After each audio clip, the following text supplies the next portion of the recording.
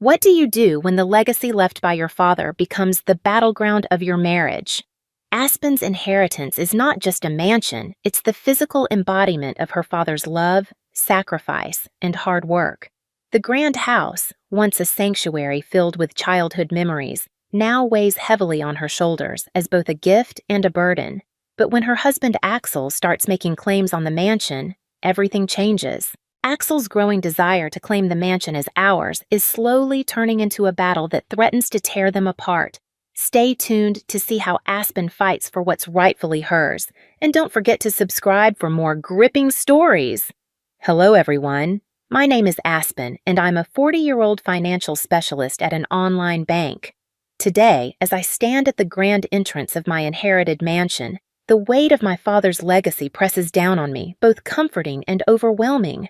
The walls aren't just walls. They hold the echoes of his dreams, his struggles, and his unwavering commitment to building a future. This house, worth an astonishing $150 million, isn't just property, it's a living testament to his life's work. And now, it's mine to protect.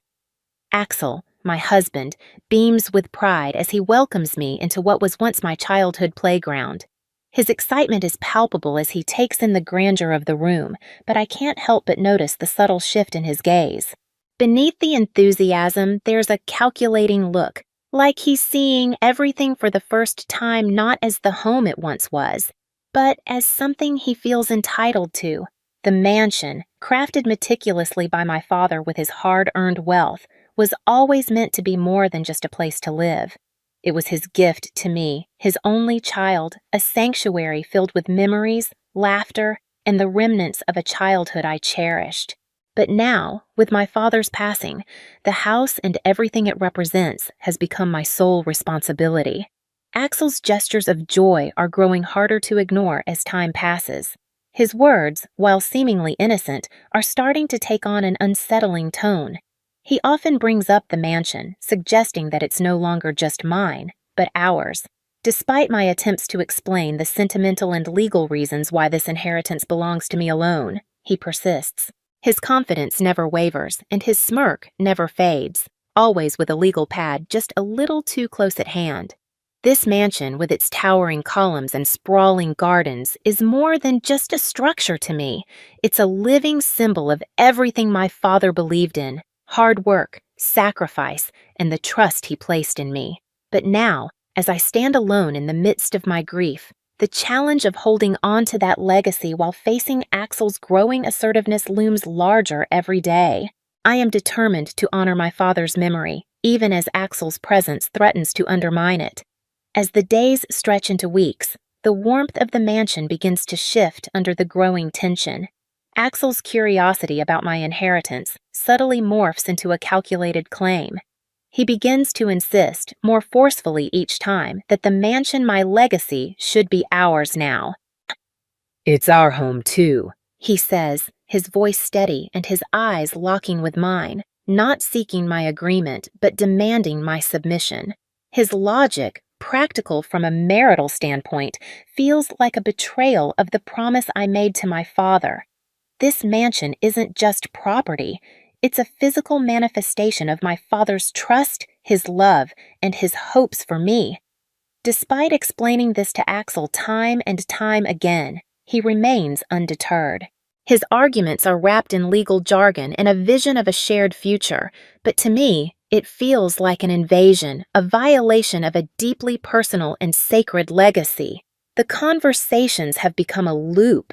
Axel, unrelenting, brings up lawyers and estate planning, talking about our future as if the past no longer matters.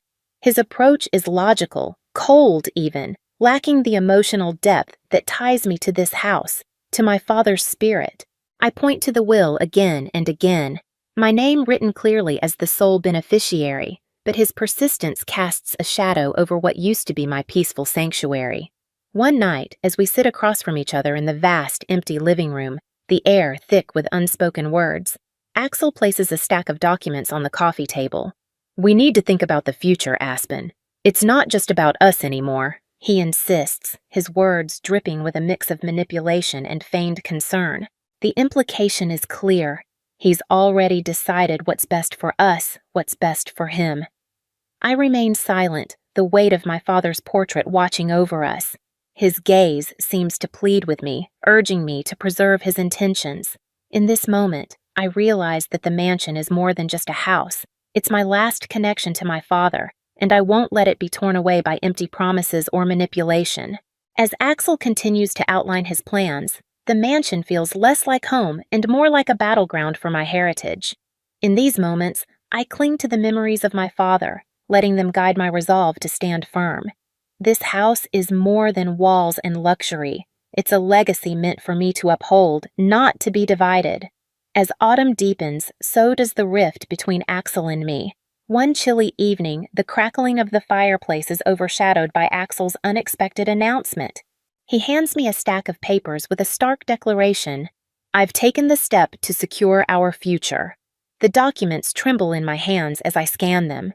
Axel, with the help of a legal advisor, has transferred the mansion's ownership into his name. The betrayal slices through the last thread of trust one held for him. He explains, his voice steady, "It's about being practical, Aspen. It's for us." But this mansion was never meant to be for us. It was my sanctuary, my inheritance. The shock of his unilateral decision, made in the guise of securing our collective future, leaves me speechless. Axel's face is a mask of resolve, but beneath it, I see a flicker of something else. Perhaps uncertainty, perhaps guilt. I retreat to my father's study, a place filled with the essence of his wisdom. Here, surrounded by his books and memories, I find the clarity I need. I pull out the original will from the safe, the document clearly naming me as the sole heir. My resolve hardens. This battle for my inheritance is not just about the property, but about respecting my father's wishes and protecting my own rights. The next morning, I confront Philip armed with the original documents and an unwavering voice. "This is not what we agreed on, and it's certainly not what my father intended," I say, though will firm in my grasp. Axel's confidence wavers, his plan unraveling as the reality of legal and ethical ICAL boundary sets in. As the realization dawns on him that his actions have fractured beyond just legalities, the temperature in the room seems to drop. What started as a partnership is now marred by a grave misstep, one that threatens to upend everything we have built together. The morning light filtered softly through the windows of the mansion as I prepared for the confrontation that would define the future of my inheritance. Armed with the true ownership documents, I faced Axel in the calm yet cold expanse of our dining room, where the evidence of his betrayal lay scattered across the table. "Philip, this has to stop," I began, my voice steady despite the storm raging inside me. I laid the authentic legal documents before him, the proof of my father's will, clear with my name as the sole heir. Axel's face drained of color as he grasped the gravity of his mistake. The forged documents he had believed were legitimate now crumbled in the face of the irrefutable truth. This house was my father's legacy to me, not to us, I continued, each word steeped in the pain of betrayal and the strength of my resolve. Axel's earlier confidence dissolved as he stammered, trying to explain himself. "I thought it would secure our future to have everything clear, legally," he muttered, but his words fell flat, the hollow sound of his justification echoing in the silent room. The conversation turned heated. Axel, realizing the full extent of his actions, began to scramble, trying desperately to salvage his position. But the reality of his deceit hit hard, cutting deeper than any legal document, exposing the fractures in our relationship, fractures that may never heal. I stood firm, guided by the legacy of integrity and respect my father had instilled in me. "I cannot overlook this, Philip. You tried to take away my heritage, my right, without my consent." The realization that our marriage had been tainted by greed and misunderstanding settled heavily between us. Axel looked away, unable to meet my gaze. The bravado that once fueled his confidence had been replaced by remorse.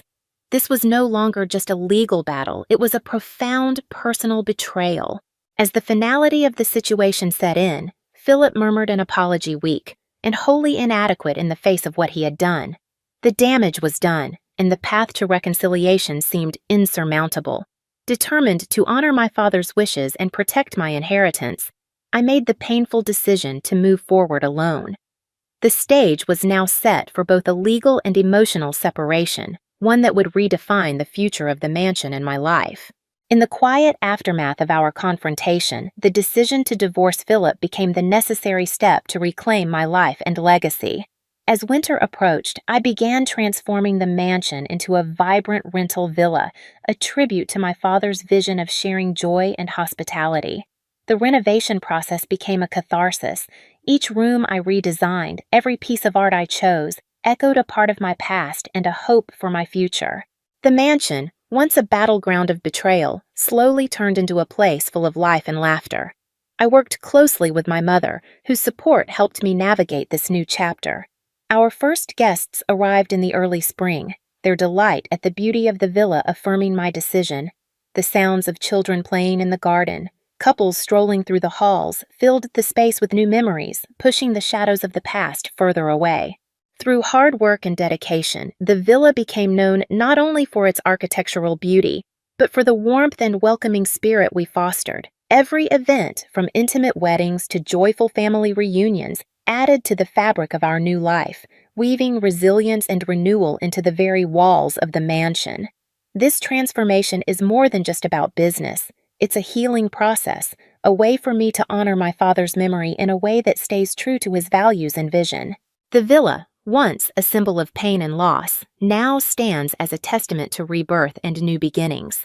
It's a symbol of overcoming adversity, finding strength in the face of betrayal, and turning personal turmoil into something beautiful.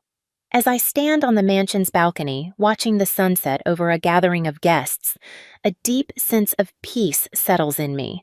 I have turned this place into a source of joy and community, ensuring that both the legacy of the mansion and my father's dreams will continue to thrive. As the villa grows, so too does my connection with the community and my own sense of fulfillment. Working alongside my mother, our bond strengthens, and together we manage the villa in harmony, a harmony that seems to echo throughout its halls. The spring blooms, vibrant and full of promise, and our garden becomes a sanctuary. It's not just for our guests, it's for me too. In the soil, in the act of planting and nurturing new life, I find solace, mirroring my own personal growth. The villa's success draws people from all walks of life into our fold, each visitor adding their own story to the mansion's rich history. Our efforts bring more than just financial stability. They bring joy. Their laughter, their appreciation, fill the rooms, and soon the villa becomes a sought-after destination for events. From lively birthday parties to elegant garden weddings, each gathering strengthens the mansion's legacy as a place of celebration and joy. This chapter of my life, marked by recovery and new beginnings, is a testament to the resilience of the human spirit. The villa, once a place of personal strife and family legacy, now stands as a beacon of hospitality and healing, a space where new memories are made and old ones cherished. Walking through the villa, witnessing the happiness it brings, I am reminded of the transformative power of embracing change and finding purpose, even in the face of adversity. With the first anniversary of my father's memorial approaching, the villa hums softly with the murmur of guests, the gentle clink of glasses. The day meant for reflection and remembrance is interrupted by an unexpected visitor. Philip's appearance is jarring against the tranquil setting, his features worn by the weight of a difficult year. He steps forward hesitantly, his eyes searching for understanding as he begins to apologize. Amid the quiet buzz of the gathering, his voice cracks with emotion. His presence shifts the focus of the day, and I can feel the discomfort settle in the air.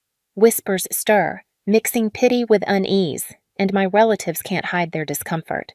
I find the strength to confront the situation with calm. "Philip, this isn't the time or place," I say quietly, guiding him away from the guests. My request is firm yet gentle, aimed at preserving the sanctity of the memorial. As security escorts him out, a mix of relief and sorrow washes over me. This encounter, though painful, reaffirms my decision to move forward, untethered from the past. In the aftermath, I decide it's time to truly let go. I need to seek new horizons beyond the villa that has seen so much transformation. The decision to relocate and start fresh isn't easy, but it feels necessary. The villa, now a thriving hub of joy and community, will continue under the management of a trusted team. This allows me the freedom to embark on a personal journey, one that honors both my father's legacy and my own aspirations. As I prepare to leave, I take one last look at the villa. Its gardens, lush and vibrant under the setting sun, stand as a testament to my journey of healing and growth, a reminder of what can be accomplished when guided by integrity and resilience. My steps forward are filled with hope, the promise of a new chapter bright on the horizon. What do you do when the legacy of your father, the very thing that represents all his dreams and sacrifices, is threatened by someone you trusted? What happens when the person closest to you tries to take it all, ignoring the sentimental value and turning it into a battleground for their own gain? Aspen thought her marriage to Axel was built on trust, love, and shared dreams. But Axel's betrayal was a cruel reminder that not everything is as it seems. The mansion, a living symbol of her father's work, was meant to be Aspen's sanctuary, a place to honor his memory, not something to be claimed by someone else. Axel's manipulation, his quiet insistence that it was our house, grew too loud to ignore. And when he made the decision to unilaterally transfer the ownership into his name, Aspen had to face a painful reality. Her husband wasn't the partner she thought he was. But Aspen wasn't going to let this betrayal define her. She stood firm, backed by her father's legacy and the original will, and confronted Axel with the irrefutable truth. She wasn't just fighting for property, she was fighting for the respect and love her father had poured into this home. And when Axel's plan crumbled, so did the illusion of their marriage. Aspen realized she didn't need to protect the legacy with him by her side. She could do it alone. So here's the real question. If someone you loved tried to take something so precious from you, would you stand up for it? Would you fight for what's yours, even if it meant losing them? Let's discuss it in the comments. And if this story resonated with you, don't forget to like, subscribe, and stay tuned for more.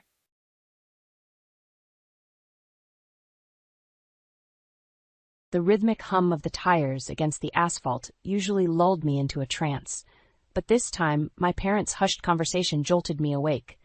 Something about their tones made the hair on the back of my neck stand up. "Once we drop him off, we'll finally be free of this burden," Dad muttered. My heart rate spiked. Were they talking about me? No, it couldn't be. Mom glanced over her shoulder, her eyes meeting mine through the rearview mirror. A fleeting look of discomfort crossed her face before she turned back to Dad. "He'll be fine. We've arranged everything. It's for the best," she said, her voice strained. A knot formed in my stomach as I realized the truth. They were discussing abandoning me, their own son. Memories of their emotional distance and indifference flooded my mind, suddenly making sense. The car fell silent, but the tension was palpable. I wanted to confront them, to demand answers, but the words stuck in my throat. Instead, I studied their tense expressions, searching for any hint of remorse or hesitation. There was none. As the miles ticked by, my confusion morphed into a simmering anger. How could they do this to their own child? Didn't they care about me at all? When we stopped at a rest area, Dad announced he needed to stretch his legs. Mom followed suit, leaving me alone in the car. I watched them disappear into the building, my heart pounding with a mix of dread and anticipation. Moments later, the engine roared to life and the car jolted forward. Through the rear window, I saw them standing motionless, their faces devoid of emotion, as they watched me being driven away by their own hands. Tears of anger and betrayal stung my eyes as the reality sank in. They had planned this all along. My own parents had abandoned me, casting me aside like an unwanted burden. In that moment, something shifted within me. I would not let them get away with this. I would expose their deceit and reclaim my dignity, no matter what it took. This was not the end, but the beginning of my fight for justice. After what felt like an eternity, the car slowed to a stop. My heart raced as I contemplated my next move. Should I confront the driver? Try to escape? The uncertainty was suffocating. The driver's door opened and a gruff-looking man peered inside. "You Brady?" he asked, his voice laced with suspicion. I nodded, my mouth dry. He beckoned me to follow him, and we entered a dingy motel room. The pungent smell of cigarette smoke assaulted my nostrils, making me nauseous. Your folks paid me to bring you here, the man said, tossing a duffel bag onto the bed. That's all your stuff. They said you'd be fine on your own. My heart sank as the weight of their betrayal crashed over me once again. Abandoned and alone, with nothing but a bag of my belongings. The man left without another word, and I sank onto the bed, burying my face in my hands. Hot tears of anger and despair streamed down my cheeks. How could they do this to me? After what felt like hours, I wiped my eyes and rummaged through the duffel bag, desperate for any clue as to their motives. That's when I found it, a manila envelope tucked away at the bottom. With shaking hands, I tore it open, and my worst fears were confirmed. Legal documents detailing an emancipation petition filed by my own parents seeking to sever all ties with me. They had been planning this for who knows how long, and I had been oblivious. Rage boiled within me as I read through the papers, each line a stinging reminder of their callousness. They claimed I was a financial burden, a hindrance to their lives. Harsh words like unruly and ungrateful jumped off the pages, painting a distorted picture of me that I barely recognized. Tears of anger blurred my vision as I crumpled the papers in my fist. How dare they? After all these years of neglect and emotional absence, they had the audacity to blame me? In that moment, a fire ignited within me, burning away any lingering doubts or attachments. They wanted to be free of me? Fine, but I would not go down without a fight. I would expose their cruelty and deceit, making them face the consequences of their actions. As I formulated a plan, a newfound determination coursed through my veins. I may have been alone, but I was far from helpless. With evidence in hand, I would seek out the one person I knew would have my back. My Aunt Quinlan. Tomorrow, the battle would begin, and this time I would not be the one left behind. The rumble of the truck's engine echoed through the quiet diner as it pulled into the parking lot. I clutched the duffel bag tightly, steeling myself for whatever lay ahead. Aunt Quinlan had agreed to meet me here, my last glimmer of hope in this nightmare. As I entered the diner, the aroma of freshly brewed coffee and sizzling bacon enveloped me, providing a brief moment of comfort. A kind-eyed woman behind the counter gave me a warm smile. "Can I help you, honey?" she asked. "I'm supposed to meet my aunt here," I replied, trying to keep my voice steady. Her expression softened. "You must be Brady. Your aunt called ahead. Go have a seat, and I'll bring you something to eat while you wait."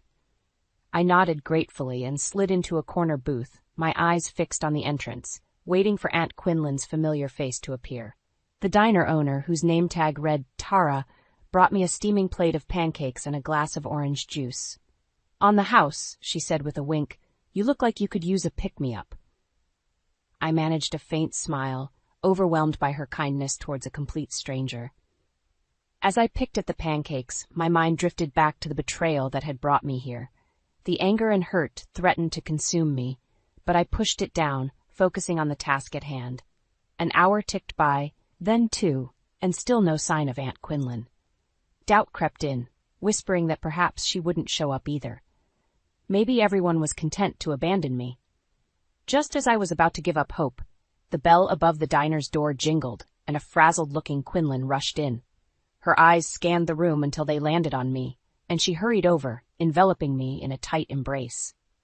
"Brady, thank God you're all right," she whispered, her voice thick with emotion. "I came as soon as I could." She pulled back, holding me at arm's length, her gaze searching mine. "Tell me everything that happened." And so I did, recounting every agonizing detail, the overheard conversation, the abandonment, the legal papers. With each word, Quinlan's expression grew darker, her jaw clenched in fury. "Those bastards," she spat when I finished, her hands balled into fists. How could they do this to their own son? Tara, who had been hovering nearby, placed a comforting hand on my shoulder. "You're safe now, sweetie. We won't let them get away with this." Quinlan nodded, her eyes blazing with determination. "They'll pay for what they've done, I promise you that. We'll take them to court, expose their lies, and make sure they face the consequences." Relief washed over me, knowing that I wasn't alone in this fight. With Aunt Quinlan and Tara on my side, I felt a renewed sense of strength. My parents had made a grave mistake in underestimating me. As we gathered our things to leave, Tara pulled me aside. "You take care of yourself, you hear?" she said, pressing a folded napkin into my hand. "And if you ever need a safe place, You come back here." I pocketed the napkin, grateful for her kindness, and followed Quinlan out to her car. The road ahead would be long and arduous, but for the first time since this nightmare began, I felt a glimmer of hope. My parents had thrown me away, but I had found allies who would fight for me no matter what, and in that moment I knew the battle had just begun. Aunt Quinlan's modest apartment became our base of operations in the days that followed. As soon as we arrived, she sprang into action, making a flurry of phone calls and scouring the internet for resources. "We need to build an airtight case," she declared, her laptop open on the kitchen table. "Those scumbags won't know what hit them." I watched in awe as she navigated the legal maze with practiced ease, jotting down notes and cross-referencing information. It was almost as if she had been preparing for this moment her entire life. "First things first," she said, fixing me with a determined stare. "We need to gather every shred of evidence we can find. Documents, emails, recordings, anything that proves their intent to abandon you." I nodded, recalling the crumpled papers I had stashed in my duffel bag. Quinlan's eyes lit up as I produced them, and she immediately set to work cataloging and organizing the damning evidence. Over the next few days, we pored over the materials, strategizing our approach and anticipating potential counter-arguments from my parents' legal team. Quinlan was relentless, leaving no stone unturned in her quest for justice. "They won't be able to wriggle their way out of this," she assured me, her voice brimming with confidence. "We'll make sure of it." One afternoon, as we were sifting through a stack of old emails, Quinlan let out a triumphant exclamation. "Jackpot!" She brandished a printout, her eyes gleaming. "These emails prove that your parents were planning this for months, maybe even years. They've been squirreling away money, hiding assets, all to ensure they could ditch you and live the high life."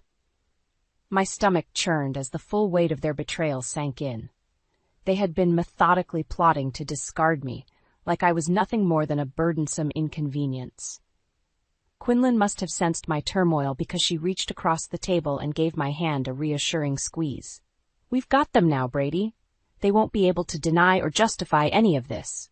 Her words ignited a newfound determination within me. For too long I had been the victim, powerless and cast aside. But no longer. With Quinlan's guidance, I was arming myself with the tools to fight back, to reclaim my dignity and hold my parents accountable for their despicable actions. Over the next few weeks, we assembled a formidable arsenal, a meticulously organized dossier brimming with irrefutable evidence, a list of potential witnesses and character references, and a game plan for navigating the legal system. "We're ready," Quinlan declared one evening, her eyes blazing with conviction. "It's time to take the fight to them." As I nodded in agreement, a sense of calm washed over me. The road ahead would be arduous, but I was no longer the frightened, abandoned child I had been weeks earlier. With Quinlan by my side, I was a warrior, prepared to battle for justice and make my parents answer for their sins. They had made the grave mistake of underestimating me, and now they would face the consequences of their cruelty. The gloves were off, and I was ready for war. As our legal battle heated up, Aunt Quinlan's determination only intensified. She was like a woman possessed, leaving no stone unturned in her quest for justice. "We need to hit them from every angle," she declared one evening, her laptop illuminating her fierce expression. "They can't be allowed to wriggle out of this." I watched in awe as she meticulously scoured through financial records, legal documents, and even old home videos, searching for any shred of evidence that could bolster our case. "Look at this," she said, beckoning me over to the computer. On the screen was a grainy video clip from my childhood, a birthday party if the balloons and cake were any indication. At first I didn't understand the significance, but then Quinlan hit play and the sickening truth became clear. There, in the background, my parents sat together on the couch, their expressions cold and disinterested as the younger version of myself blew out the candles. No smiles, no encouragement, just a callous indifference that made my heart clench. "This is proof of emotional neglect," Quinlan said, her voice thick with anger. "We can use it to show a pattern of behavior, a premeditated disregard for your well-being." As we combed through more footage, the evidence mounted. Missed school events, dismissive comments, and even instances where they outright ignored or belittled me. It was a harrowing reminder of the emotional void that had been my childhood. But Quinlan wasn't done yet. She dug deeper, uncovering financial records that painted an even more damning picture. They've been siphoning money into offshore accounts for years, she revealed, her brow furrowed in disgust, all while neglecting to provide you with even the most basic necessities. The revelation hit me like a punch to the gut. Not only had they emotionally abandoned me, but they had also deprived me of material support, all to fuel their own selfish desires. As the days wore on, the magnitude of their betrayal grew more staggering with each new discovery. Quinlan remained relentless, her determination to expose their depravity fueling her every move. They won't be able to buy their way out of this, she vowed, her eyes blazing with righteous fury. We're going to make sure they face the full consequences of their actions, both legally and in the court of public opinion. And so, armed with a mountain of damning evidence, we prepared for the showdown. My parents, once untouchable in my eyes, would soon be brought to their knees, forced to answer for their crimes against their own flesh and blood. As the date of the court hearing loomed closer, a sense of vindication washed over me. For too long I had been the victim, cowering in their shadow. But no more. With Quinlan by my side, I was a force to be reckoned with, a warrior ready to unleash the full weight of justice upon those who had so grievously wronged me. The battle lines were drawn, and there would be no mercy, no quarter given. My parents had made a grave mistake in underestimating me, and now they would pay the ultimate price. The courtroom was packed, the air thick with anticipation. Quinlan gripped my hand tightly as we took our seats, her steely gaze fixed on the empty chairs where my parents would soon be sitting. "Stay strong," she whispered. "We've got this." Moments later, the doors swung open, and my parents strode in, flanked by their high-priced legal team. Their arrogant expressions said it all. They believed they were untouchable, that money and power would shield them from consequences. But as our eyes met, I saw a flicker of uncertainty cross their faces. Gone was the scared, helpless child they had abandoned. In my eyes, they saw a warrior, armed with the truth and a thirst for justice that would not be denied. The judge called the proceedings to order, and Quinlan wasted no time in launching our offensive. With surgical precision, she laid out the damning evidence, the emancipation papers, the financial records, the home videos, each piece painting a vivid picture of their depravity. These so-called parents have shown a pattern of callous disregard for their own child's well-being, she declared, her voice ringing out with conviction. They have subjected him to years of emotional and financial neglect, all while scheming to abandon him like discarded trash. My parents shifted uncomfortably in their seats, but I held their gaze, unflinching. This was their reckoning, and they would bear witness to the full weight of their sins. As the evidence mounted, their composed facades began to crack. Quinlan was relentless, hammering them with fact after fact, leaving no room for denial or excuses. These documents prove they've been stashing money away for years, depriving their own son of basic necessities, she said, brandishing the financial records, all to fund their selfish desires and ultimate plan to cast him aside. My father's face flushed red with anger, but I met his glare with a defiant stare. No longer would I cower before his intimidation tactics. Finally, it was my turn to take the stand. With trembling hands, I recounted the agonizing details of their betrayal. The overheard conversation, the abandonment, the crushing realization of their true intentions. They left me stranded like a piece of unwanted garbage, I said, my voice thick with emotion. Their own child, tossed aside without a second thought. Tears streamed down my mother's face, but I felt no sympathy. These were crocodile tears, a desperate attempt to salvage what little shred of humanity they had left. As I stepped down from the stand, I caught Quinlan's proud smile. She gave me a subtle nod, a silent affirmation that I had done well. In the end, the judge's verdict was swift and decisive. The emancipation petition was denied, and an investigation into potential criminal charges was ordered. My parents were ordered to pay restitution and undergo mandatory counseling, but their true punishment went far beyond the legal ramifications. As we left the courthouse, a throng of reporters and onlookers greeted us, showering me with support and condemning my parents' heinous actions.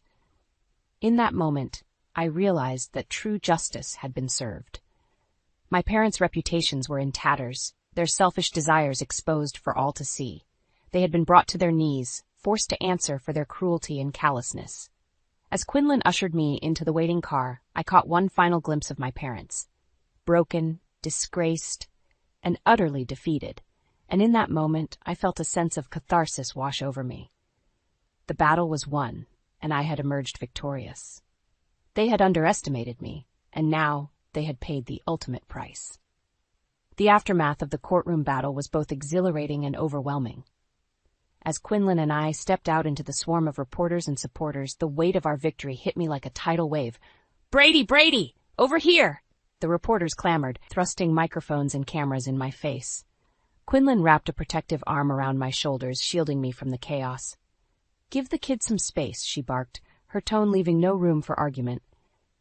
As we pushed through the crowd, snippets of their questions reached my ears. "How does it feel to finally get justice? What would you say to your parents now? Are you worried about potential retaliation?" I remained silent, letting Quinlan take the lead as she expertly navigated us to the safety of her car. It was only when the door slammed shut, muffling the frenzy outside, that I finally let out the breath I had been holding. "You did it, kid," Quinlan said, her eyes shining with pride. "You took those bastards down in spectacular fashion." A grin spread across my face as the reality sank in. We had won, not just in the legal sense, but in the court of public opinion as well. My parents' reputations were in tatters, their misdeeds laid bare for all to see. "I couldn't have done it without you," I said, gripping her hand tightly. "Thank you for never giving up on me." Quinlan scoffed, waving off my gratitude. "Don't mention it. Those lowlifes had it coming. Now we just need to make sure they face the full consequences of their actions." Over the next few days, the saga of my parents' betrayal became a national spectacle. News outlets clamored for interviews, and social media buzzed with outrage and support for my cause. Quinlan fielded the requests with a shrewd eye, carefully curating our narrative and leveraging the public outcry to our advantage. "We need to keep the pressure on," she said, poring over the latest headlines. "The more exposure this gets, the harder it will be for them to wriggle out of facing real consequences." And so we rode the wave of public fury, granting strategic interviews and releasing carefully curated evidence that further damned my parents' actions. Their reputations were in free fall, and I reveled in their downward spiral. But even as the world rallied behind me, a part of me couldn't help but feel a twinge of sadness. These were the people who had brought me into this world, the ones who were supposed to love and nurture me unconditionally. And yet, they had chosen to discard me like worthless trash. Quinlan, ever perceptive, sensed my inner turmoil. "It's okay to feel conflicted, Brady," she said gently. "What they did was unforgivable, but they're still your parents." I nodded, blinking back tears. I just never thought they were capable of something so cruel. Wrapping me in a fierce hug, Quinlan vowed, "They'll get what's coming to them, I promise. And when the dust settles, you'll be able to move on and build the life you deserve, one filled with love and support." As I clung to her, drawing strength from her unwavering presence, I knew she was right. The road ahead would be long, but I had already taken the first steps toward healing and reclaiming my power. My parents had made a grave mistake in underestimating me, and now, as their world crumbled around them, I would rise from the ashes, stronger and more resilient than ever before. The days following the courtroom battle were a whirlwind of change. As the dust settled, the true extent of my parents' downfall became evident. "They're facing criminal charges," Quinlan announced one morning, her eyes alight with vindication. "Abandonment, child neglect, financial fraud, the whole 9 yards." I nodded solemnly, a mixture of relief and lingering sadness washing over me. As much as I despised their actions, a part of me still yearned for the parents I had once known, the ones who were supposed to love and protect me. But Quinlan's voice snapped me back to reality. "And that's not all. The court has ordered them to pay restitution, along with mandatory counseling and community service." A grim satisfaction coursed through me at the thought of my parents being forced to atone for their sins. They had brought this reckoning upon themselves, and now they would face the full weight of their consequences. As the legal proceedings unfolded, Quinlan wasted no time in solidifying my newfound independence.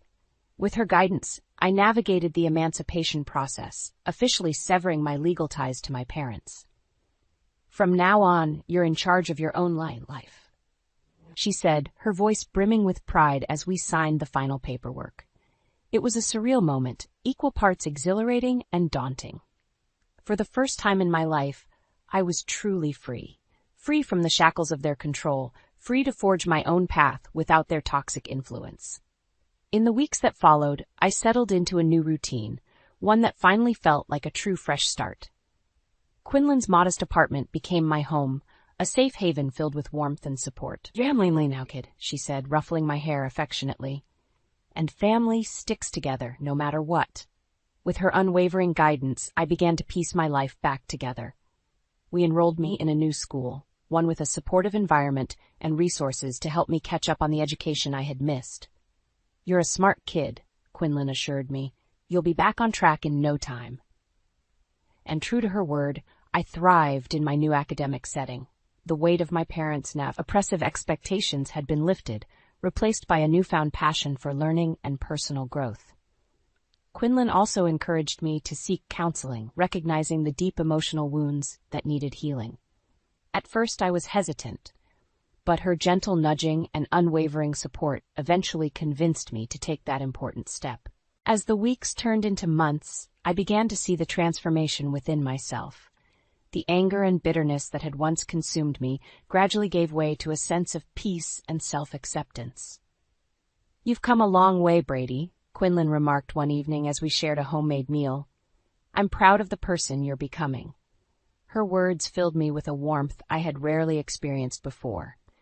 The unconditional love and support of a true family. It was a stark contrast to the emotional void I had endured with my parents, and it fueled my determination to continue growing and thriving. As I looked towards the future, I felt a sense of excitement and possibility. The road ahead was uncharted, but for the first time in my life, I was the one holding the map.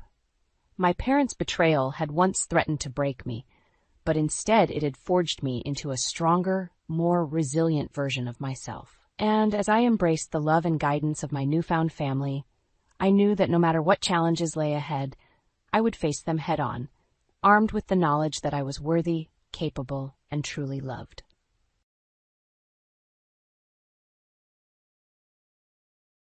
I stared at my reflection in the mirror, practicing the fake smile I had perfected over the years.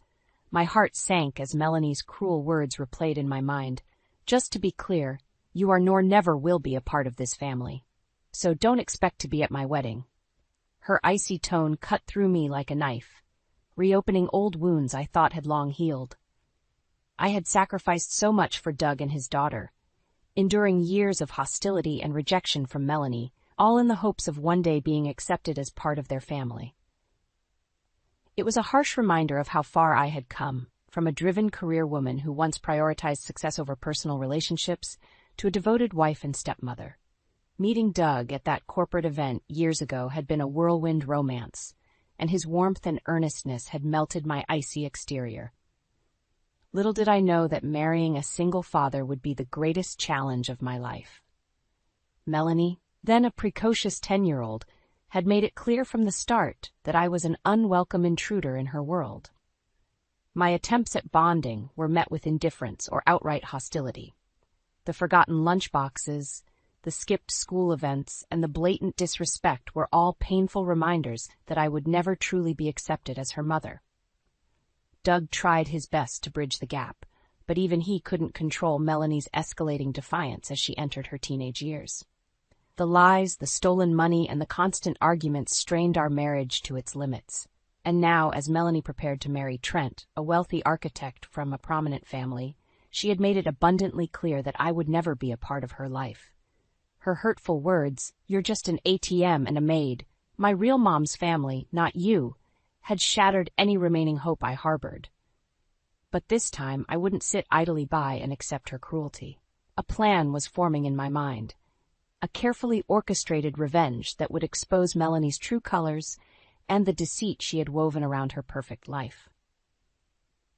As I looked into the mirror, I saw a steely determination in my eyes, a resolve born from years of hurt and rejection. This time, I would be the one holding the cards, and Melanie would learn the hard way that actions have consequences. I couldn't help but smile as I reminisced about the day I first met Doug. It was at a corporate event, and I was immediately drawn to his warm, genuine demeanor. Little did I know that our chance encounter would lead to a whirlwind romance and a life-altering decision. Doug was a divorced father of one, and his 10-year-old daughter Melanie was his world. He spoke of her with such pride and adoration that I couldn't help but be charmed. When he asked me out for coffee, I agreed without hesitation, intrigued by this man who seemed to have his priorities in order. Over the next few months, our connection deepened, and I found myself falling for Doug's kindness and unwavering devotion to his daughter. He was a stark contrast to the ruthless corporate world I was accustomed to, and his gentle nature was a breath of fresh air. It wasn't long before Doug proposed, and I said yes without a second thought. I was ready to take on the role of a stepmother, confident that with time and effort, Melanie would come to accept me as part of her family. Little did I know that the road ahead would be paved with obstacles and heartbreak. From the moment I moved in, Melanie made it clear that I was an unwelcome intruder. Her icy glares and cold shoulders were a constant reminder that I was an outsider in her world. I tried everything I could to connect with her, from baking her favorite treats to attending her school events, but she remained distant and aloof. "Why don't you just leave us alone?" she would snap whenever I attempted to engage with her. "You'll never be my real mom."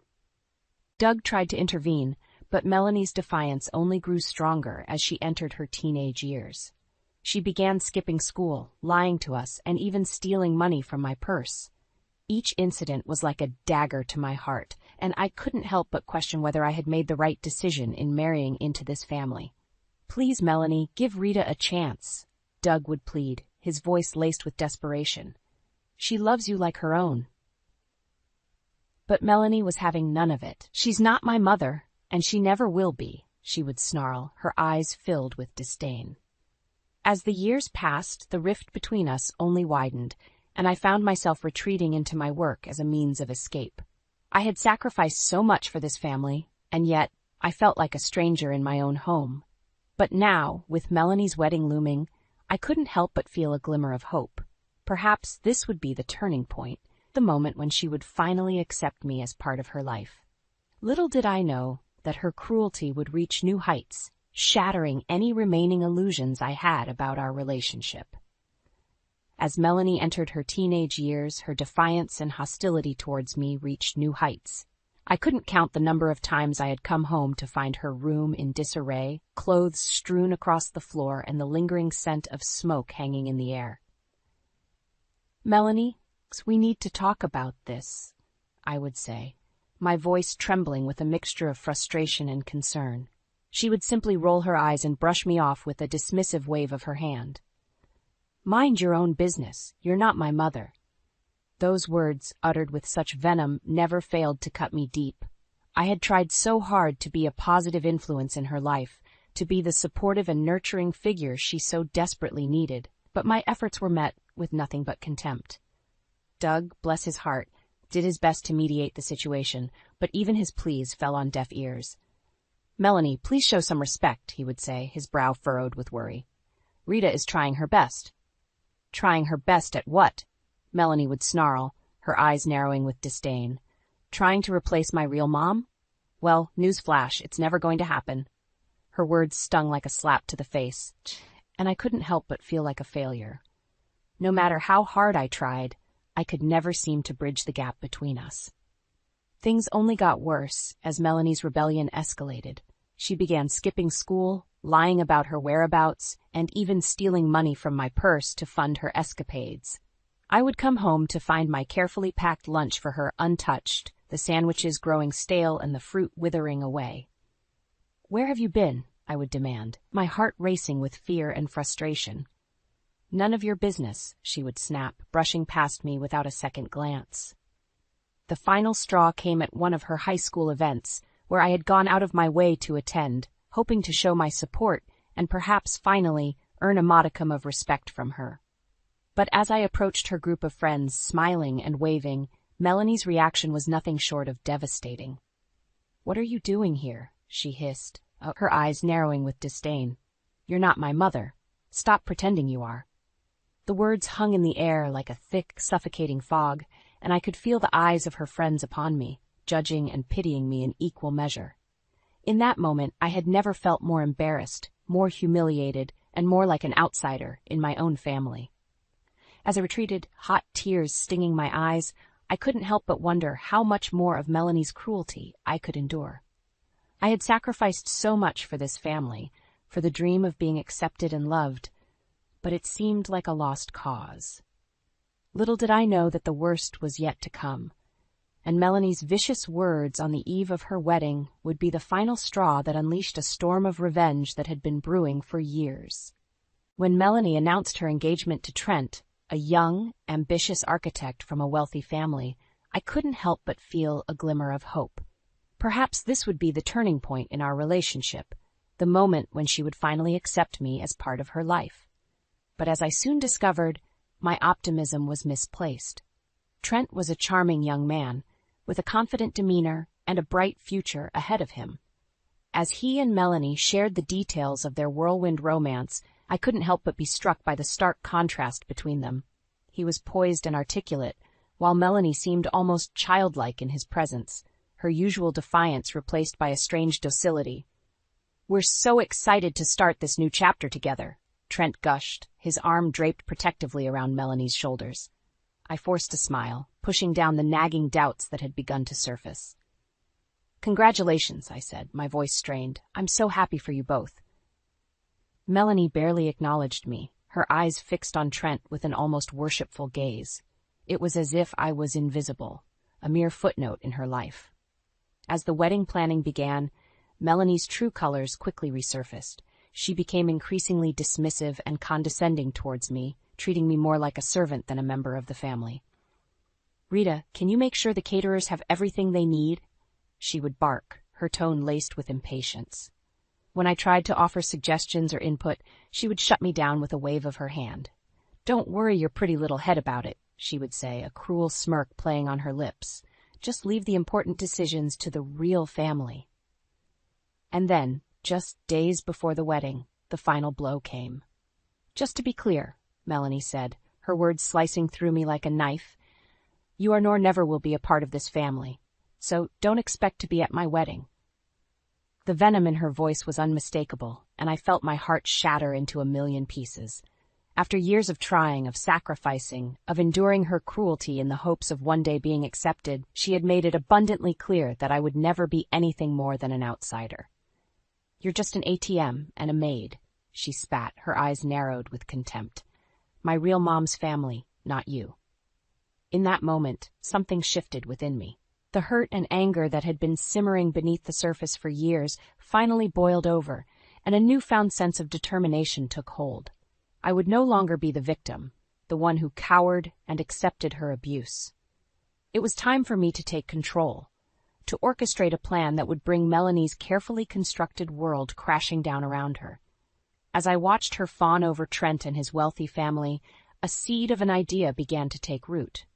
If she wanted to treat me like an outsider, then I would make sure she got her wish, and so much more.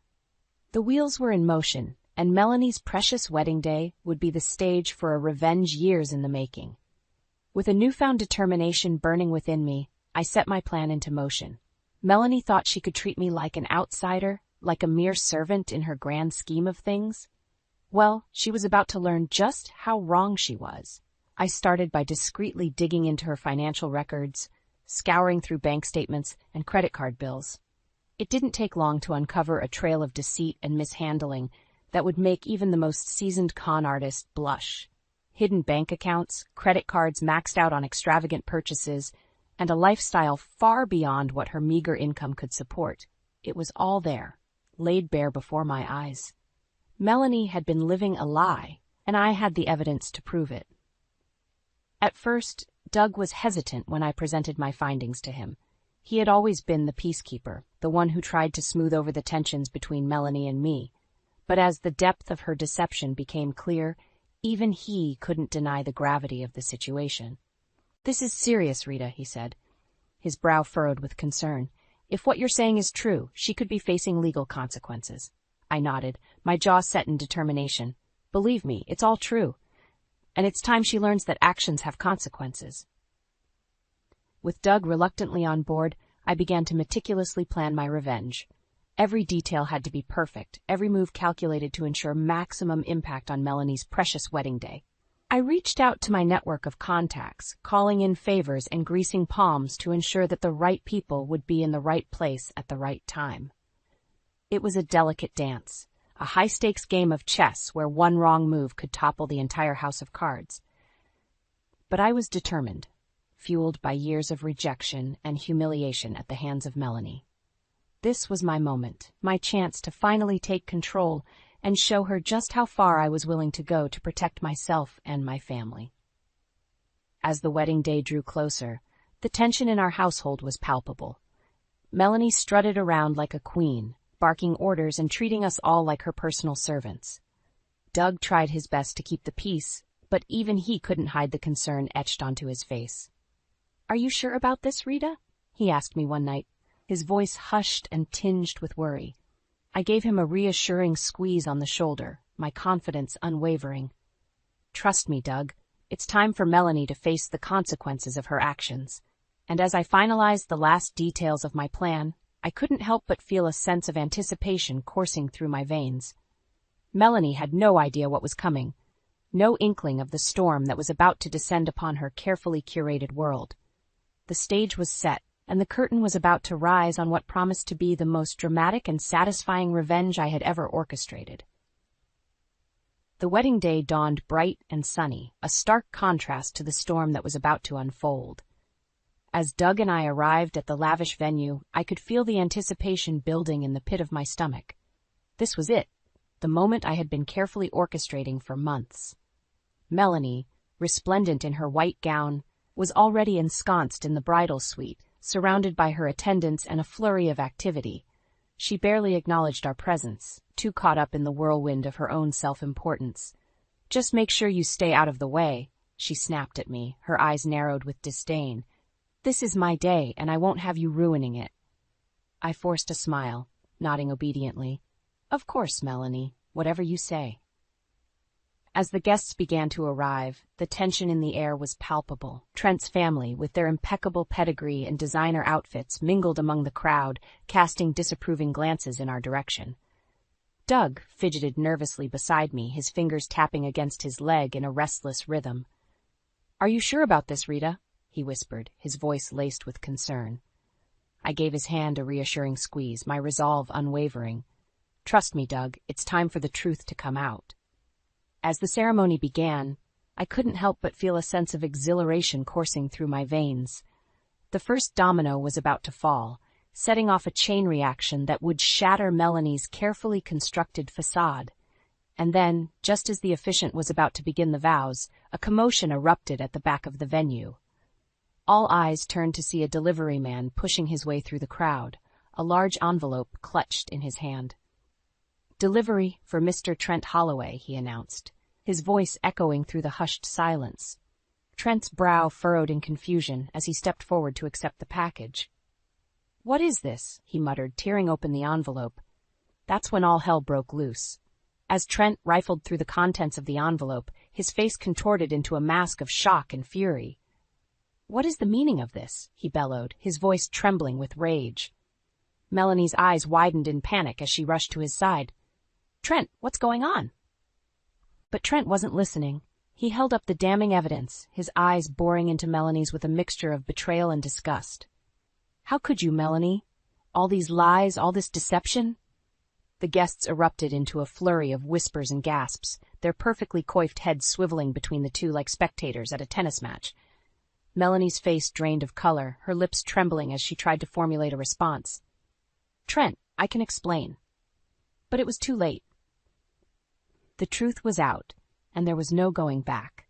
As Trent continued to confront Melanie, laying bare her web of lies and financial misdeeds, I couldn't help but feel a sense of satisfaction washing over me. This was it, the moment I had been waiting for, the moment when Melanie's cruelty and deceit would finally come crashing down around her. "Trent, how could you do this now?" she screamed, her voice shrill and desperate. But Trent was having none of it. "How could I?" he roared, his face twisted with fury. "How could you, Melanie? You've been lying to me, to all of us, from the very beginning." As the chaos unfolded, I caught Doug's eye from across the room. He gave me a small nod, a silent acknowledgement of the justice that was being served. And in that moment, as Melanie's world crumbled before our very eyes, I knew that I had finally taken control.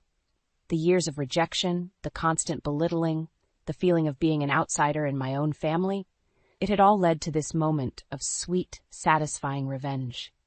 Melanie may have thought she could treat me like a servant, but in the end, it was I who had pulled the strings, orchestrating her downfall with precision and cunning. And as the repercussions of her actions began to rain down upon her, I couldn't help but feel a sense of vindication, a validation that my sacrifices and pain had not been in vain. The curtain had fallen on Melanie's grand charade, and I was the one left standing, triumphant and unapologetic. As the chaos unfolded around us, it was as if time itself had ground to a halt. The lavish wedding venue, once a vision of elegance and grandeur, had been transformed into a battleground of betrayal and recrimination. Trent's face was contorted with fury, his fingers clenched tightly around the damning evidence of Melanie's deceit. "How could you do this to me, Melanie?" he roared, his voice reverberating through the hushed silence. "How could you lie and manipulate me like this?" Melanie, for once, was at a loss for words. Her carefully cultivated facade of poise and confidence had shattered, revealing the true colors of her selfish and manipulative nature. She opened and closed her mouth like a gasping fish, her eyes darting frantically around the room, seeking an escape from the harsh glare of judgment that surrounded her. "Trent, please?" She finally managed to choke out, her voice trembling with desperation. "It's not what it looks like. I can explain." But Trent wasn't having any of it. With a swift motion, he tore off the ring that had symbolized their ill-fated union, hurling it to the ground with a clatter. "There's nothing to explain, Melanie," he spat, his eyes narrowed with contempt. "You've been playing me for a fool from the very beginning, and I won't stand for it any longer." Around us, the guests erupted into a cacophony of whispers and gasps, their perfectly coiffed heads swiveling back and forth like spectators at a tennis match. Melanie's own family, the ones she had held in such high regard, recoiled in horror, their faces etched with a mixture of shock and disgust. And in the midst of it all, there was Doug, standing by my side, his hand clasped tightly in mine. "We're here just to see the truth come out," he murmured, his voice laced with a strange sense of resignation. "Justice doesn't need an invitation." As the confrontation between Trent and Melanie escalated, the details of her deception spilled forth like a foul-smelling torrent. Hidden bank accounts, fraudulent loans, and a litany of lies that had formed the very foundation of her carefully constructed life. It was all laid bare for the world to see. Melanie's face contorted with rage, her eyes narrowing into slits as she turned her gaze towards me. "You," she hissed, her voice dripping with venom. "This was you, wasn't it? You're behind all of this." I met her accusation with a steady gaze, unflinching in the face of her fury. "I merely provided the truth, Melanie," I said, my voice calm and measured. "You're the one who chose to live a lie." With those words, it was as if a dam had burst within her. Melanie let loose a torrent of vitriol, hurling insults and threats in my direction with reckless abandon. But her words held no power over me anymore. I had finally broken free from the shackles of her cruelty, and I reveled in the sweet taste of vindication. As the chaos swirled around us, I caught sight of Trent's family huddled together, their faces etched with grim determination. It was clear that the legal repercussions of Melanie's actions were already taking shape, and the consequences she had so carelessly ignored were about to come crashing down upon her. And in that moment, as I watched the very foundation of her carefully curated world crumble before my eyes, I couldn't help but feel a sense of triumph wash over me. The years of rejection, the constant belittling, the feeling of being an outsider in my own family, it had all led to this moment of sweet, satisfying justice. Melanie may have thought she could treat me like a servant, but in the end it was I who had pulled the strings, orchestrating her downfall with precision and cunning. And as the repercussions of her actions began to rain down upon her, I knew that my sacrifices and pain had not been in vain. The curtain had fallen on Melanie's grand charade, and I was left standing tall, vindicated, and unapologetic.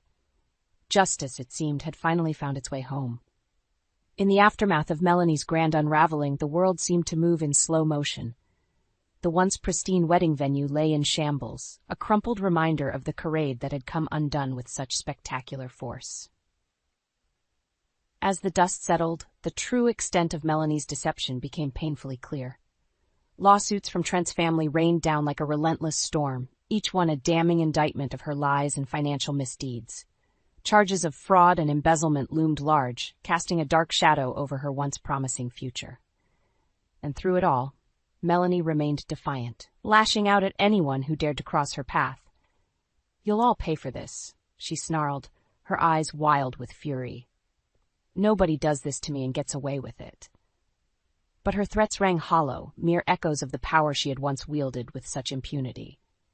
The world had seen her for who she truly was, a manipulative, deceitful woman who had built her life on a foundation of lies.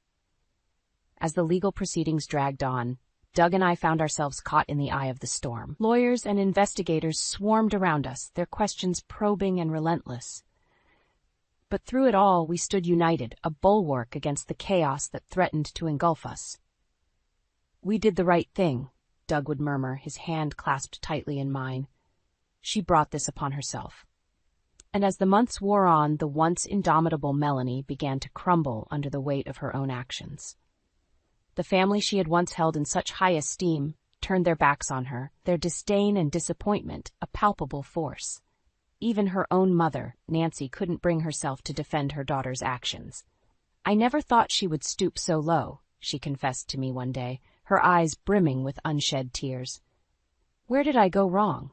It was a question that haunted us all, a reminder that sometimes even the best of intentions can lead to the darkest of outcomes.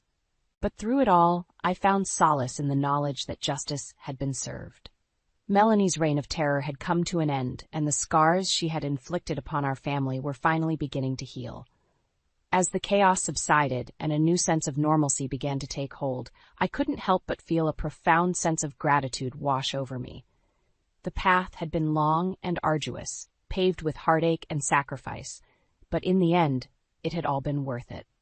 And then, just when I thought the world couldn't possibly hold any more surprises, fate intervened with a gift more precious than I could have ever imagined.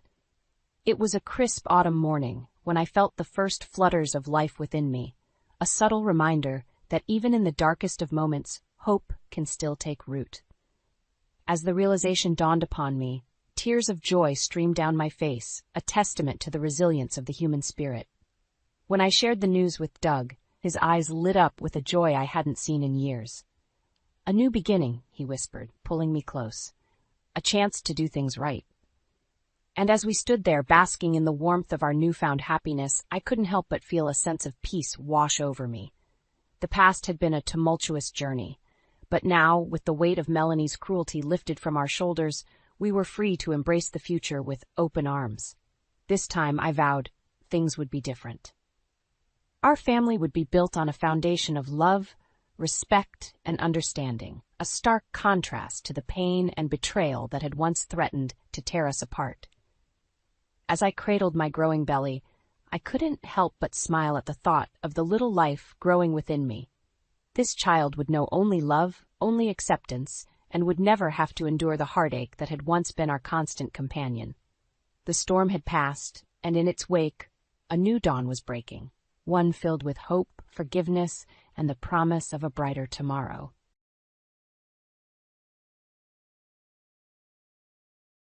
Maya groaned as the shrill ringing of her phone pierced through the silence of her bedroom. She squinted at the clock. It was 3 a.m., just a couple of hours after she had returned from her night shift at the hospital. With a sigh, she grabbed the phone, expecting it to be the hospital calling her back for an emergency. "Hello?" she mumbled groggily. "Maya, it's me." The familiar voice of her husband Reed crackled through the line. "We need to talk." Maya sat upright, suddenly wide awake. There was something in Reed's tone that made her stomach churn with dread.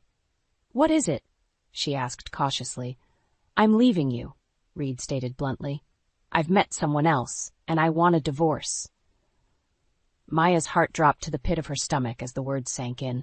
She had been happily married to Reed for over 20 years, and they had a son together. How could he do this to their family? "What are you talking about?" she demanded, her voice shaking with a mix of anger and disbelief. "After everything we've been through together?" Reed let out a callous chuckle that sent shivers down Maya's spine. "Come on, Maya. You're no spring chicken anymore. I've found someone younger, someone who can give me the excitement and passion that you can't." Maya's hands trembled as she clutched the phone tighter. "Who is she? How long has this been going on?" "Her name is Jill, and that's none of your business." Reed snapped. "I want you out of the house by the end of the week. I've already spoken to a lawyer, and I'll be generous with the settlement, but I want a clean break." Maya's mind raced, trying to process the bombshell that Reed had just dropped on her. She had always been devoted to their marriage, working long hours as a nurse to support their family while Reed pursued his career. And now he was casting her aside like she meant nothing. "You arrogant bastard," Maya spat, her voice dripping with venom. "You think you can just waltz in and out of my life as you please? You have no idea what you've just unleashed." Reed scoffed. "Save the drama, Maya. Just pack your things and go. I'll be in touch with the divorce papers." And with that, he hung up, leaving Maya seething with rage and betrayal. As the tears streamed down her cheeks, she made a vow to herself. Reed and his little mistress would pay dearly for what they had done to her family. This was just the beginning. After the initial shock of Reed's betrayal wore off, Maya knew she had to take action. Lying in bed, staring at the ceiling, would only fuel her anger and despair. She needed to gather her wits and fight back. The first order of business was to find a good divorce lawyer. Maya didn't want to go through some run-of-the-mill attorney who would just rubber stamp whatever settlement Reed proposed. No, she needed someone who was a shark, someone who could ruthlessly protect her interests and make Reed pay for what he had done. Maya spent the next few days scouring the internet and making phone calls until she finally found the perfect candidate, Samantha Weston, a pit bull of a lawyer known for her tenacity and her ability to sniff out hidden assets in messy divorces. At their first meeting, Maya laid out the situation bluntly. "My husband is leaving me for another woman," she stated, her voice laced with barely contained fury. "He thinks he can just discard me like a piece of trash after over 20 years of marriage." Samantha's eyes narrowed, and she leaned forward, her perfectly manicured nails tapping on the desk. "I see," she said, her tone businesslike. "And I take it you want to make sure he doesn't get away with it?" Maya nodded fiercely. "I want to bleed him dry," she hissed, "and I want to expose him and his little mistress for the snakes they are." A predatory smile spread across Samantha's face. "Then you've come to the right place, Mrs. Westwood." Over the next few weeks, Maya and Samantha worked tirelessly, combing through financial records, tracking down hidden assets, and building an airtight case against Reed. It turned out that the bastard had been squirreling away money for years, no doubt in preparation for his little midlife crisis fling. "Look at this," Samantha said one day, sliding a sheaf of papers across the desk. "He's got a secret offshore account with over $500,000 in it, and here are the records of him transferring funds to a woman named Jill Hansen. I'm guessing that's his little piece on the side." Maya's hands trembled with rage as she looked at the damning evidence. "That snake," she spat. "He's been playing me for a fool all these years." Samantha patted her hand reassuringly. "Don't worry, Maya. We're going to make sure he doesn't get away with any of it." With Samantha's guidance, Maya systematically began freezing Reed's accounts and cutting off his access to the funds he had stashed away. She also gathered evidence of his emotional infidelity, documenting phone records and hidden email exchanges between him and his mistress. Finally, the day came when Maya was ready to confront Reed face to face. She arranged a meeting at a neutral location, under the pretense of discussing a settlement. But when Reed showed up, cocky and arrogant as ever, he was in for a rude awakening.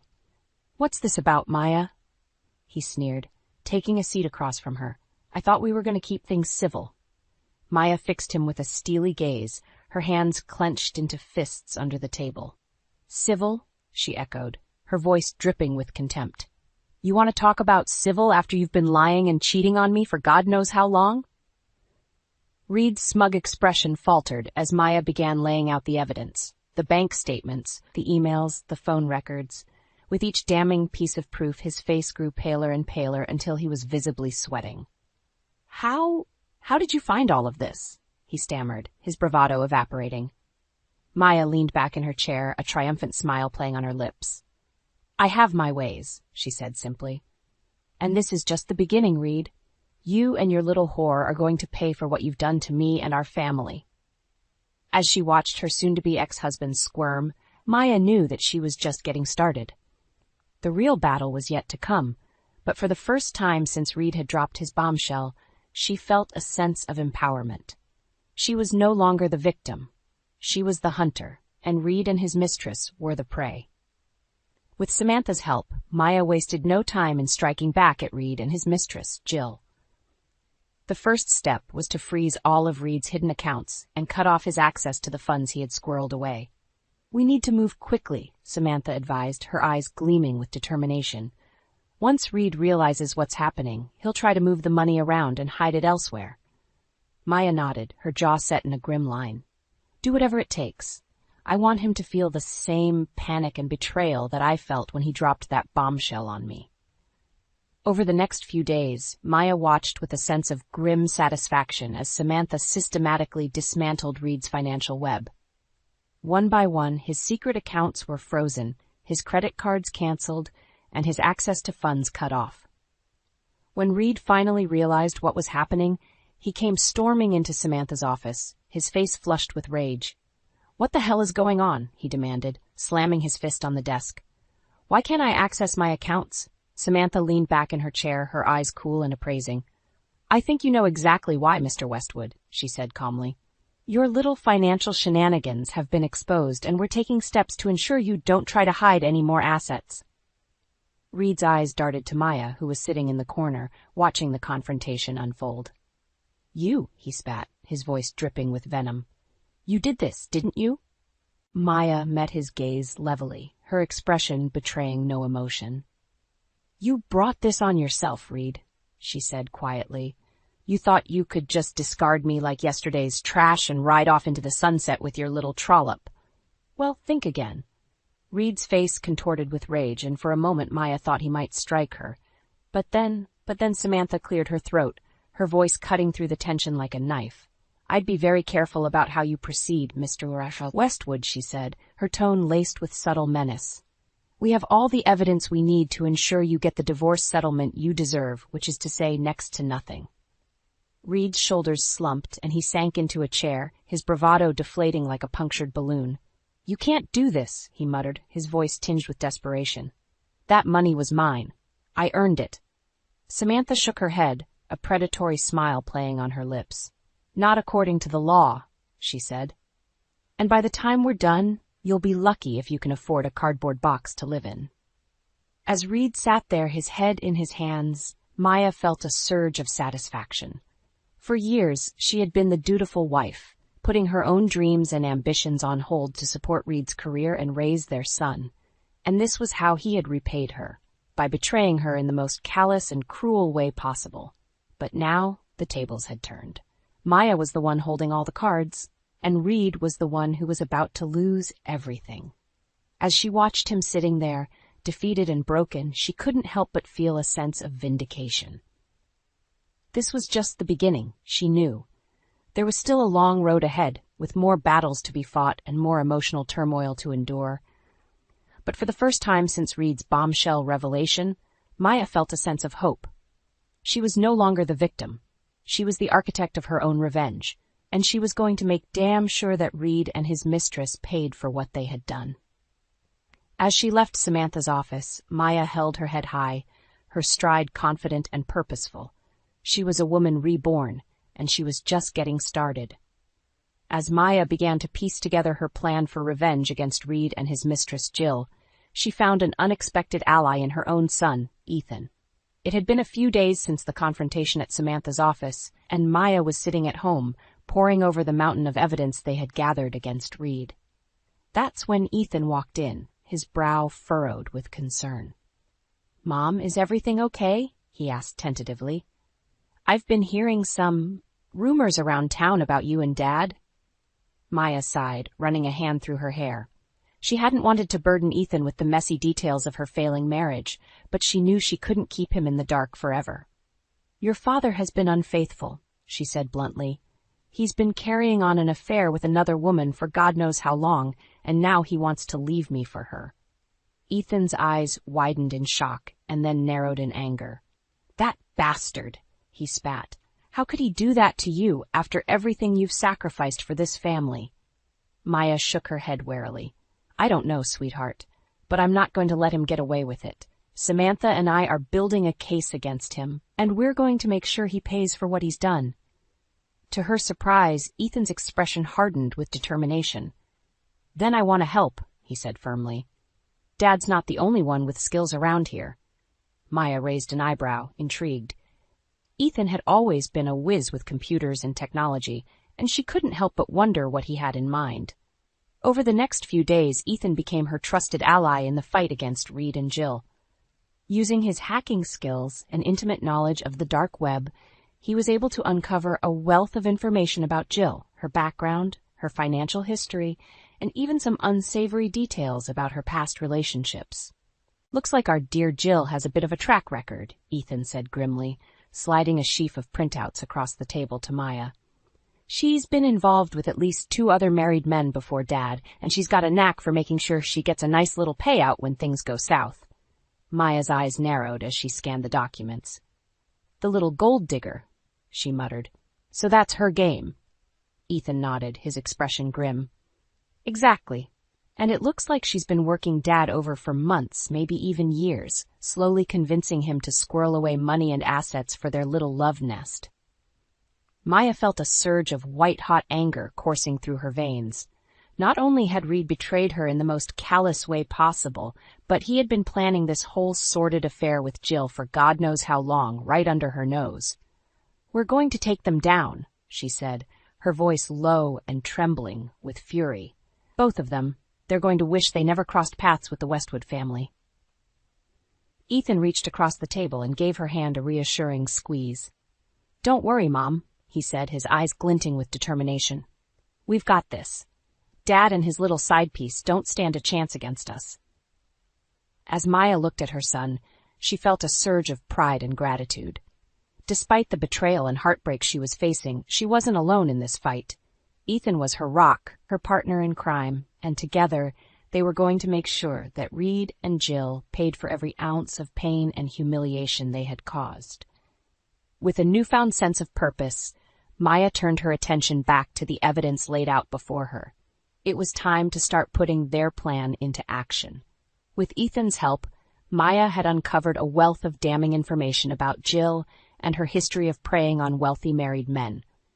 Armed with this knowledge, she knew it was time to take the next step in her plan for revenge.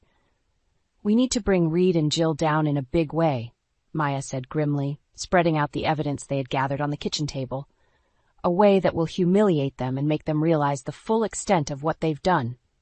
Ethan nodded, his expression grim. "I'm with you, Mom. Just say the word, and we'll make it happen."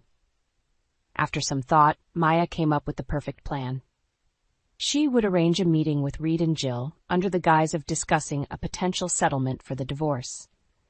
But instead of a civilized negotiation, it would be a full-on confrontation, with all of their dirty laundry laid bare for the world to see.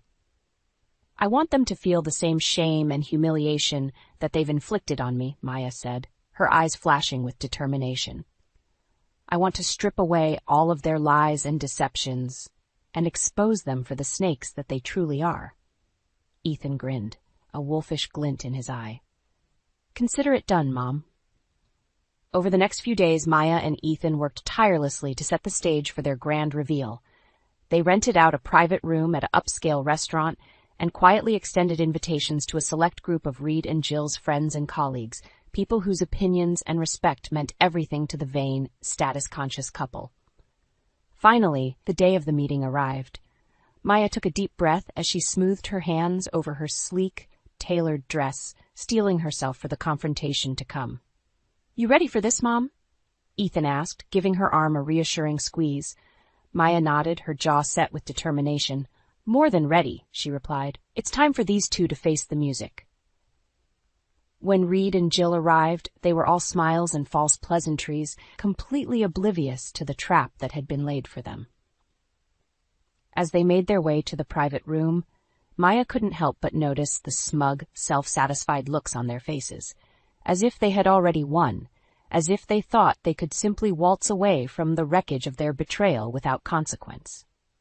But as soon as they stepped through the door and saw the gathered crowd of their friends and colleagues, their expressions shifted to ones of confusion and unease. "What's going on here?" Reed demanded, his voice wavering slightly. Maya stepped forward, her eyes blazing with righteous fury. "What's going on, dear husband, is that your little secret is out," she said, her voice ringing out clearly in the hushed room. "Everyone here knows about your sordid affair with this woman and the lies and deceit you've been peddling for God knows how long." Jill's face went pale, and she clutched at Reed's arm, her perfectly manicured nails digging into his flesh. "Reed, what is she talking about?" she hissed, her voice tinged with panic. But Reed could only stare at Maya, his mouth opening and closing like a landed fish as the full weight of her revelation sank in. With a grim sense of satisfaction, Maya began to lay out the evidence they had gathered, the financial records, the emails, the sordid details of Jill's history as a gold digger and home wrecker. With each damning piece of proof, the murmurs and gasps from the assembled crowd grew louder, until the room was a cacophony of outrage and disbelief. As Maya reached the climax of her exposé, she fixed Reed and Jill with a look of pure undisguised contempt. "You two thought you could betray me, betray our family, and just walk away without consequence," she said, her voice trembling with barely contained fury. "Well, you were wrong, dead wrong." In that moment, as she looked at the ashen, stricken faces of her soon-to-be ex-husband and his mistress, Maya felt a surge of triumph and vindication. They had been laid bare, their carefully constructed facade of lies and deceit torn away, leaving them exposed and vulnerable before the very people whose respect and admiration they craved. As the crowd erupted in a chorus of condemnation and scathing whispers, Reed and Jill could only cling to each other, their eyes wide with shock and humiliation. In that moment, Maya knew that she had won, not just the legal battle, but the war for her dignity and self-respect. She was no longer the wronged wife, the silent victim of her husband's betrayal. She was the avenging angel, the one who had struck back with righteous fury and emerged victorious. And as she stood there, basking in the sweet taste of her hard-won revenge, Maya knew that this was just the beginning. The aftermath of the grand reveal at the restaurant was even more satisfying than Maya could have imagined. As the shocked murmurs and whispers of condemnation swirled around them, Reed and Jill could only stand there, paralyzed with humiliation and shame. "How could you do this to me?" Jill hissed at Reed, her perfectly coiffed facade crumbling as tears of rage streamed down her face. "You said nobody would find out." Reed opened and closed his mouth like a gasping fish, but no words came out. His usual arrogant bravado was nowhere to be found, replaced by a look of utter defeat and despair. Maya couldn't help but relish the sight of the two of them, so thoroughly exposed and brought low. After months of planning and strategizing, her revenge was finally complete, and oh, how sweet it tasted. But she wasn't done yet, not by a long shot. "You two haven't seen anything yet," she said, her voice ringing out loud and clear above the clamor. "This is just the beginning." Jill's head whipped around, her eyes narrowing with rage. "What are you talking about, you crazy bitch?" she spat, her carefully cultivated veneer of innocence cracking even further. Maya simply smiled, a cold, predatory smile that sent a shiver down Jill's spine. "Oh, you'll see," she said ominously. "You'll both see." Over the next few weeks, Maya made good on her promise. With the help of Samantha and Ethan, she unleashed a relentless legal and public relations assault on Reed and Jill, determined to strip them of every last shred of dignity and financial security. In the courtroom, Samantha was a force of nature, decimating Reed's feeble attempts at defense with a barrage of evidence and legal maneuvering. Time and again, the judge ruled in Maya's favor, awarding her a sizable portion of Reed's assets and ordering him to pay punitive damages for emotional distress and financial betrayal. "You brought this on yourself, Mr. Westwood," the judge said sternly, as Reed sat there, his head in his hands. "Your actions were reprehensible, and you will pay the price." But the real coup de grace came outside the courtroom, where Ethan and Maya waged a scorched-earth campaign to destroy Jill's reputation and social standing. Using the information they had uncovered about her sordid past, they leaked damning details to the press and circulated them on social media, painting her as a manipulative gold digger who preyed on wealthy men for her own personal gain. Within weeks, Jill's carefully cultivated image was in tatters. She was shunned by her former friends and social circles, her name mud in the eyes of the very people whose approval she craved so desperately. "How could you do this to me?" she sobbed to Maya one day, cornering her in the courthouse parking lot. "I was just trying to find happiness, like anyone else." Maya fixed her with a withering glare, her contempt for the other woman radiating off her in waves. "Happiness?" she scoffed. "Is that what you call destroying families and ruining lives? You got exactly what you deserved, Jill. And if you know what's good for you, you'll slink back into whatever hole you crawled out of and disappear for good." As Jill dissolved into a fresh bout of tears, Maya turned on her heel and walked away, her head held high. She had won, not just the legal battle, but the war for her dignity and self-respect. Reed and Jill had been utterly decimated, their lives and reputations in ruins. And as she looked towards the future, Maya felt a sense of hope and possibility that she hadn't felt in years. She was free from the shackles of her failed marriage, free from the weight of Reed's betrayal, and free to start anew. With Ethan by her side and a sizable settlement in her pocket, the world was her oyster. And as she made plans to invest in a new business venture, something she had always dreamed of doing, but never had the courage or means to pursue. Maya knew that this was just the beginning of her new life. The road ahead would be full of challenges, no doubt, but she was ready to face them head-on, stronger and more resilient than ever before. She had stared down the abyss of heartbreak and betrayal, and she had emerged victorious, her spirit unbroken and her thirst for justice quenched. As she walked into the bright, promising future that lay ahead, Maya couldn't help but smile.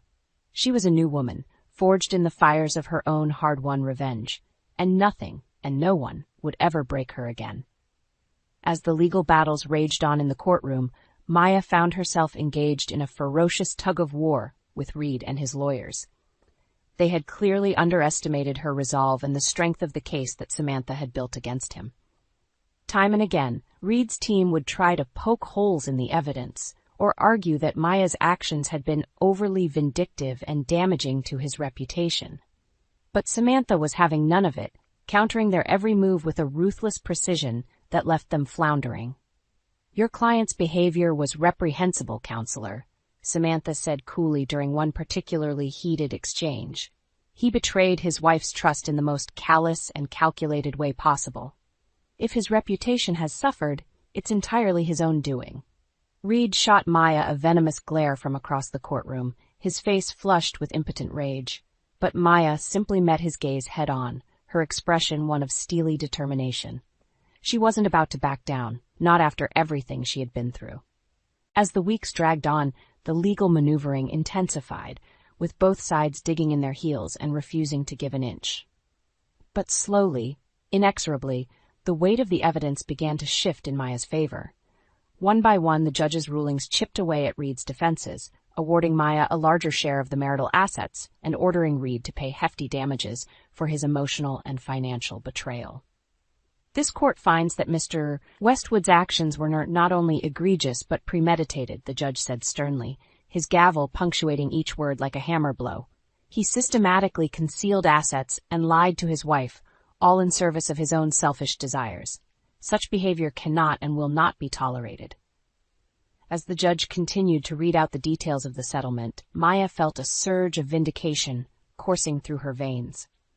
This was it, the moment she had been fighting for, the moment when Reed's arrogance and deceit would finally catch up to him in a way he could never have imagined. When the final tally was read out, the look on Reed's face was one of utter disbelief and despair. Not only had he lost a significant portion of his assets and savings, but he had also been ordered to pay Maya a staggering sum in damages, a figure that would effectively cripple him financially for years to come. "This can't be happening," he muttered, his head in his hands as his lawyers attempted to console him. "How could she do this to me?" Maya couldn't help but let out a derisive snort at his words. How could he still be playing the victim after everything he had put her through? The sheer audacity of the man was staggering. As she left the courthouse that day, basking in the glow of her hard-won victory, Maya couldn't help but feel a sense of satisfaction that went beyond mere revenge.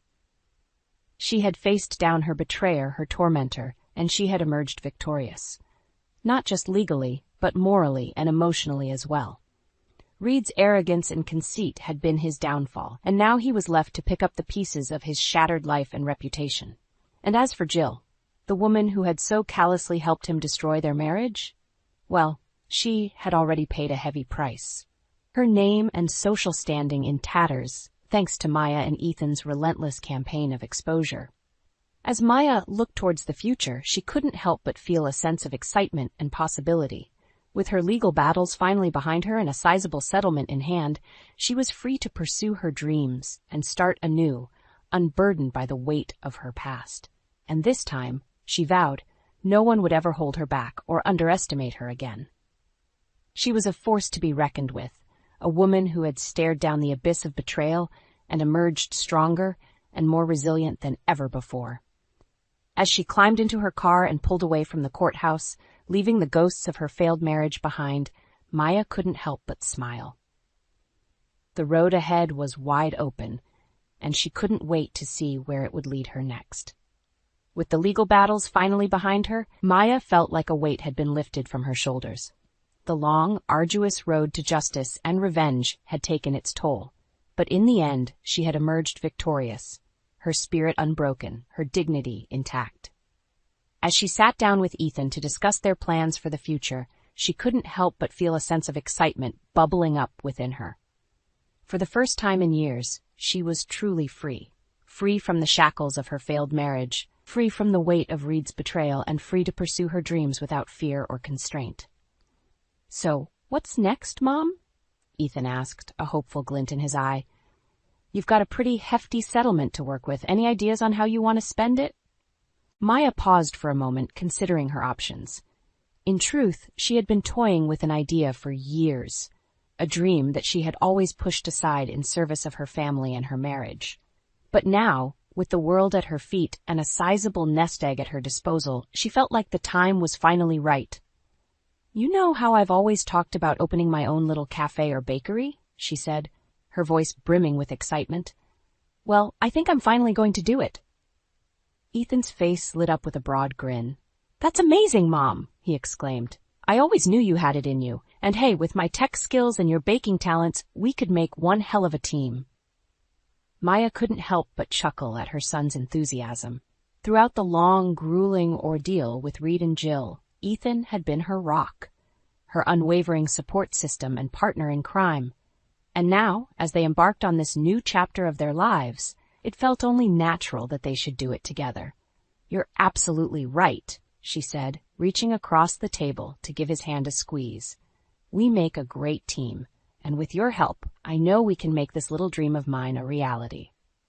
Over the next few weeks, Maya and Ethan threw themselves into the planning and preparation for their new venture. They scouted locations, pored over business plans, and even took a few cooking classes together to brush up on their skills. It was a whirlwind of activity, but Maya thrived on the energy and excitement of it all. After years of living in the shadow of Reed's betrayal, she felt alive again, like she was finally taking control of her own destiny and forging a path that was truly her own. And as the pieces began to fall into place, with a prime location secured and the necessary permits and licenses obtained, Maya couldn't help but feel a sense of pride and accomplishment that went far beyond the mere act of opening a business. This was her victory lap, her chance to rise from the ashes of her past and emerge as a stronger, more resilient version of herself. She had faced down her demons, her tormentors, and she had come out on top, not just legally and financially, but emotionally and spiritually as well. As the grand opening day drew near, Maya found herself filled with a nervous excitement that was tempered by a quiet confidence. She knew, deep down, that she was ready for this, ready to take on the world and prove that she was more than just a wronged wife or a victim of circumstance. And when the doors finally opened and the first customers began to trickle in, drawn by the tantalizing aroma of fresh-baked pastries and the warm, inviting atmosphere, Maya felt a surge of pride and accomplishment that was unlike anything she had ever experienced before. This was her baby, her creation, a tangible manifestation of her hard-won victory over adversity and betrayal. And as she looked around at the smiling faces of her customers, she couldn't help but feel like she had finally found her true calling. As the day drew to a close and the last customer had been served, Maya and Ethan stood side by side, surveying the fruits of their labor with a sense of quiet satisfaction. "We did it, Mom," Ethan said, giving her a gentle nudge with his elbow. "We really did it." Maya nodded, a contented smile playing across her lips. "Yes, we did," she replied. "And this is just the beginning." As she looked towards the bright, promising future that lay ahead, Maya knew that she had finally found her path, a path forged not by the expectations of others, but by her own strength, determination, and unwavering spirit. And as she prepared to embark on this new chapter of her life, she couldn't help but feel a sense of gratitude, not just for the hard-won lessons and triumphs of her past, but for the simple joy and freedom that came with finally being true to herself. It had been a long, winding road, but in the end, Maya had emerged victorious, not just over her betrayers, but over the doubts and insecurities that had once threatened to consume her. And as she looked ahead to the endless possibilities that awaited her, she knew that nothing and no one would ever hold her back again.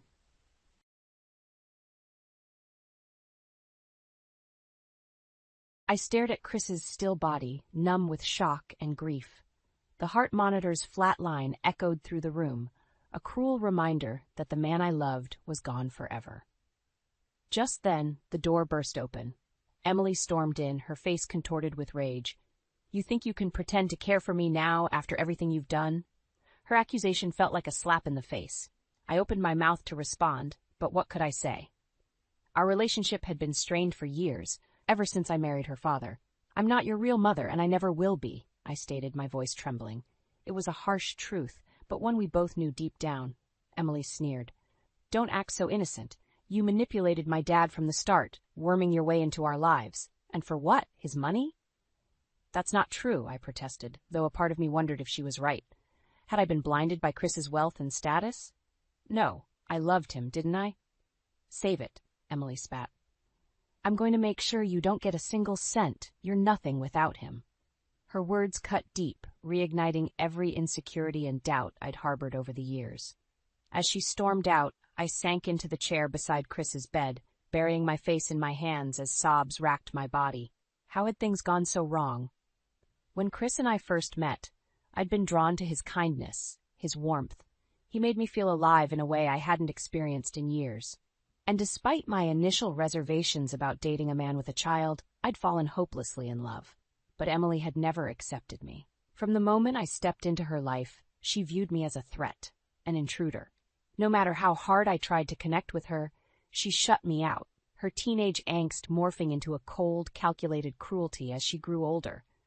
And Chris, bless his soul, had been too soft on her, too eager to keep the peace. He'd enabled her behavior, siding with her against me time and again until I felt like an outsider in my own marriage.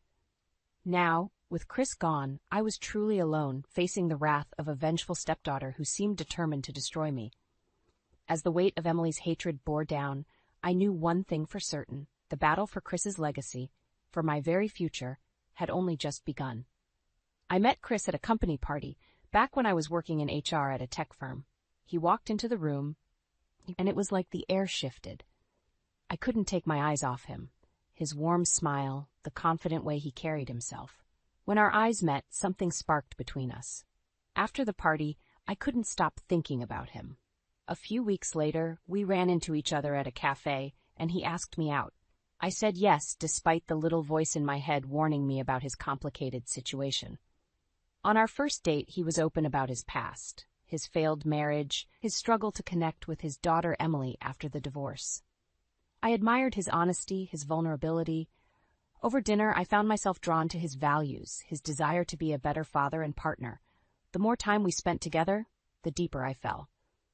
Chris treated me with a tenderness and respect I'd rarely experienced in my years as a single woman. He made me feel cherished, special. But I couldn't ignore the shadow that loomed over our relationship, Emily. At 16, she was a sullen, resentful teenager who clearly blamed me for her parents' divorce. She refused to give me a chance, shooting me icy glares whenever I was around. Chris tried his best to make it work, to blend our lives together. We took family trips, had game nights, went out for nice dinners. But the tension was always there, simmering beneath the surface like a dark undercurrent. "She's just going through a phase," Chris would say, wrapping his arms around me. "She'll come around eventually." I wanted to believe him, but Emily's coldness only seemed to deepen with time. Our family dinners were a war zone, with her firing off snide comments and rolling her eyes whenever I spoke. Chris would shoot her warning looks, but he never truly disciplined her, too afraid of pushing her away. As the months passed, I started to see Emily's true colors. She was manipulative, playing Chris and I off against each other to get what she wanted. One week she'd give me the silent treatment, ignoring my existence. The next she'd be all smiles and charm, regaling Chris with stories of her academic achievements or volunteer work. "She's just trying to impress you," I told Chris after one particularly nauseating display. "Can't you see she's manipulating you?" But he refused to hear it, too blinded by his love for her, too desperate to have that father-daughter bond he'd always craved. Time and again he'd make excuses for her behavior, enabling it, as if his indulgence could somehow make up for the sins of the past. Looking back now, I realize I should have run, saved myself from the heartache to come. But I was in too deep, and my love for Chris wouldn't let me abandon hope. The dangerous, foolish hope that one day, somehow, Emily would accept me. Little did I know that her hatred for me ran deeper than I could have ever imagined, and that the worst was still to come. After Chris and I got married, I hoped things might improve with Emily. I was her stepmother now, an official part of the family. Surely that had to count for something. But Emily remained as distant and hostile as ever. On our honeymoon, she called Chris multiple times, always with some dramatic crisis that needed his immediate attention. When we finally returned home, exhausted, she greeted us with a look of pure disdain. "Enjoy your little vacation?" she sneered as I walked through the door. I forced a smile. "It was lovely, thanks for asking." She rolled her eyes. "Whatever, at least now you got what you wanted, a rich husband to take care of you." The words stung, but I didn't rise to the bait. After setting my bags down, I turned to leave, only to hear her mutter under her breath, "Gold digger." I whipped back around, fury rising in my chest. "You know, Emily, I'm trying my best here, but you're making it impossible." "Alicia, Emily, that's enough." Chris's voice boomed, startling us both. He stepped between us, a pained look on his face. "Can't you two get along, just this once? For me?" Emily immediately softened, her expression turning contrite. "I'm sorry, Daddy. I'll try harder, I promise." She shot me a venomous glare, then brushed past us towards her room. Later that night, as we lay in bed, I turned to Chris. "I can't keep doing this. The way she treats me." "Shh." He pulled me close, stroking my hair. "Give it time. She's been through so much with the divorce. But she's a good kid deep down. She'll come around." I wanted to believe him, but months passed with no improvement. Emily remained sullen and withdrawn, alternating between ignoring me completely and making snide remarks whenever we crossed paths. Chris insisted on family dinners, saying it would help us bond. But they only seemed to make things worse. One night, over a meal of rubbery chicken and limp broccoli, Emily announced, "I got an A on my English paper. The professor said it was the best in the class." "That's wonderful, honey," Chris beamed. "I knew you could do it." He turned to me, his eyes shining with paternal pride. "Alicia, did you hear that? Isn't that great?" I forced a smile. "Yes, that's really impressive, Emily. Well done." She narrowed her eyes at me, nostrils flaring, as if my praise was deeply offensive. It's no big deal, just something talented people can do. The barb hit its mark. I felt myself shrink under her withering gaze. Chris, ever the peacemaker, quickly changed the subject. But I could barely focus, Emily's words echoing in my mind like cruel taunts. After dinner, as I cleared the plates, Emily brushed past me with a sneer. "Thanks for doing your job, Cinderella." I sucked in a sharp breath, fighting back tears. Why was she so determined to hurt me at every turn? What had I done to deserve such venom from her? As the weeks rolled by, the isolation and anxiety took their toll. Some nights, I lay awake for hours, my mind racing with doubts. Was I the problem? Was I not trying hard enough? If only I could get through to Emily, make her see that I loved her father more than anything. But she seemed dead set on making my life a living hell. The young woman I'd hoped to form a bond with was little more than a vindictive stranger determined to shut me out. And the harder I tried to break through, the more viciously she lashed out, until one fateful day when all my worst fears would finally come to light. As Emily progressed through high school and college, her disdain for me only intensified. She became a master manipulator, using her charm and intelligence to wrap Chris around her finger whenever she wanted something. "Daddy, can I please get the new iPhone?" She'd coo, batting her long lashes. "All my friends have it, and I really need it for school projects." Chris would hesitate, looking at me uncertainly, but then Emily would pout those full lips, and he'd instantly cave. "Oh, all right, anything for my little girl." I'd try to reason with him later. "Chris, she's taking advantage of you. She doesn't need another new phone. Her old one works perfectly fine." But he'd just shake his head adamantly. "Alicia, you don't understand. I have to make up for all the years I missed when she was growing up. Just let me do this for her, okay?" And so it went, with Emily constantly working her wiles to get clothes, cars, vacations, you name it. While we lived comfortably, we certainly weren't the millionaires she seemed to think. But Chris never put his foot down, blindly indulging her every whim, no matter how outrageous or expensive. "Stop spoiling her rotten," I'd snap at him during our worst fights. "You're only encouraging her entitled, manipulative behavior." Chris's brow would furrow, anger flashing in his eyes. "Don't you dare talk about my daughter that way. She's been through enough. The least I can do is give her what she wants." His words sliced through me, the implication clear. Emily's needs would always come before mine. Before us. During Emily's college years, she pulled similar stunts to earn Chris's approval, regaling him with tales of her academic achievements and grand future plans, all while throwing me contemptuous glances, making it clear I'd never be a part of that brighter future she dreamed of. "I got an internship at a prestigious law firm," she announced one night at dinner, chin raised defiantly as she stared me down. "They said I'm on track to be a partner after I finish my degree." "That's wonderful, Pumpkin," Chris gushed, looking at her with naked pride. He turned to me expectantly. "Alicia, doesn't that sound impressive?" I forced a tight smile. "Yes, very impressive. Congratulations, Emily." She sneered at my lukewarm praise. "You could at least try to act like you care about my accomplishments." The hurt must have shown on my face because Chris immediately turned on me with a glare. "She's right, Alicia. You could be a bit more supportive." My cheeks burned with humiliation as his words washed over me. What did I have to do? Grovel at her feet? This pattern continued for years. Emily constantly one-upping me and rubbing her triumphs in my face, Chris fawning over her while admonishing me for not being sufficiently awed by his precious daughter's perfection. By the time Emily finished college and began working, the resentment and bitterness had driven an unbridgeable chasm in my marriage. We could barely look at each other without dredging up the emotional scars, the unhealed wounds of two parents caught in the merciless grip of divided loyalties. "I love you, Alicia, but she's my little girl," Chris would say helplessly during our worst clashes, as if those words could somehow justify or excuse the hell my life had become. I understood in a way. Emily was his flesh and blood, the living embodiment of the family he'd lost through his own failings. Making it up to her, regaining her approval, it had become his singular obsession. But at what cost?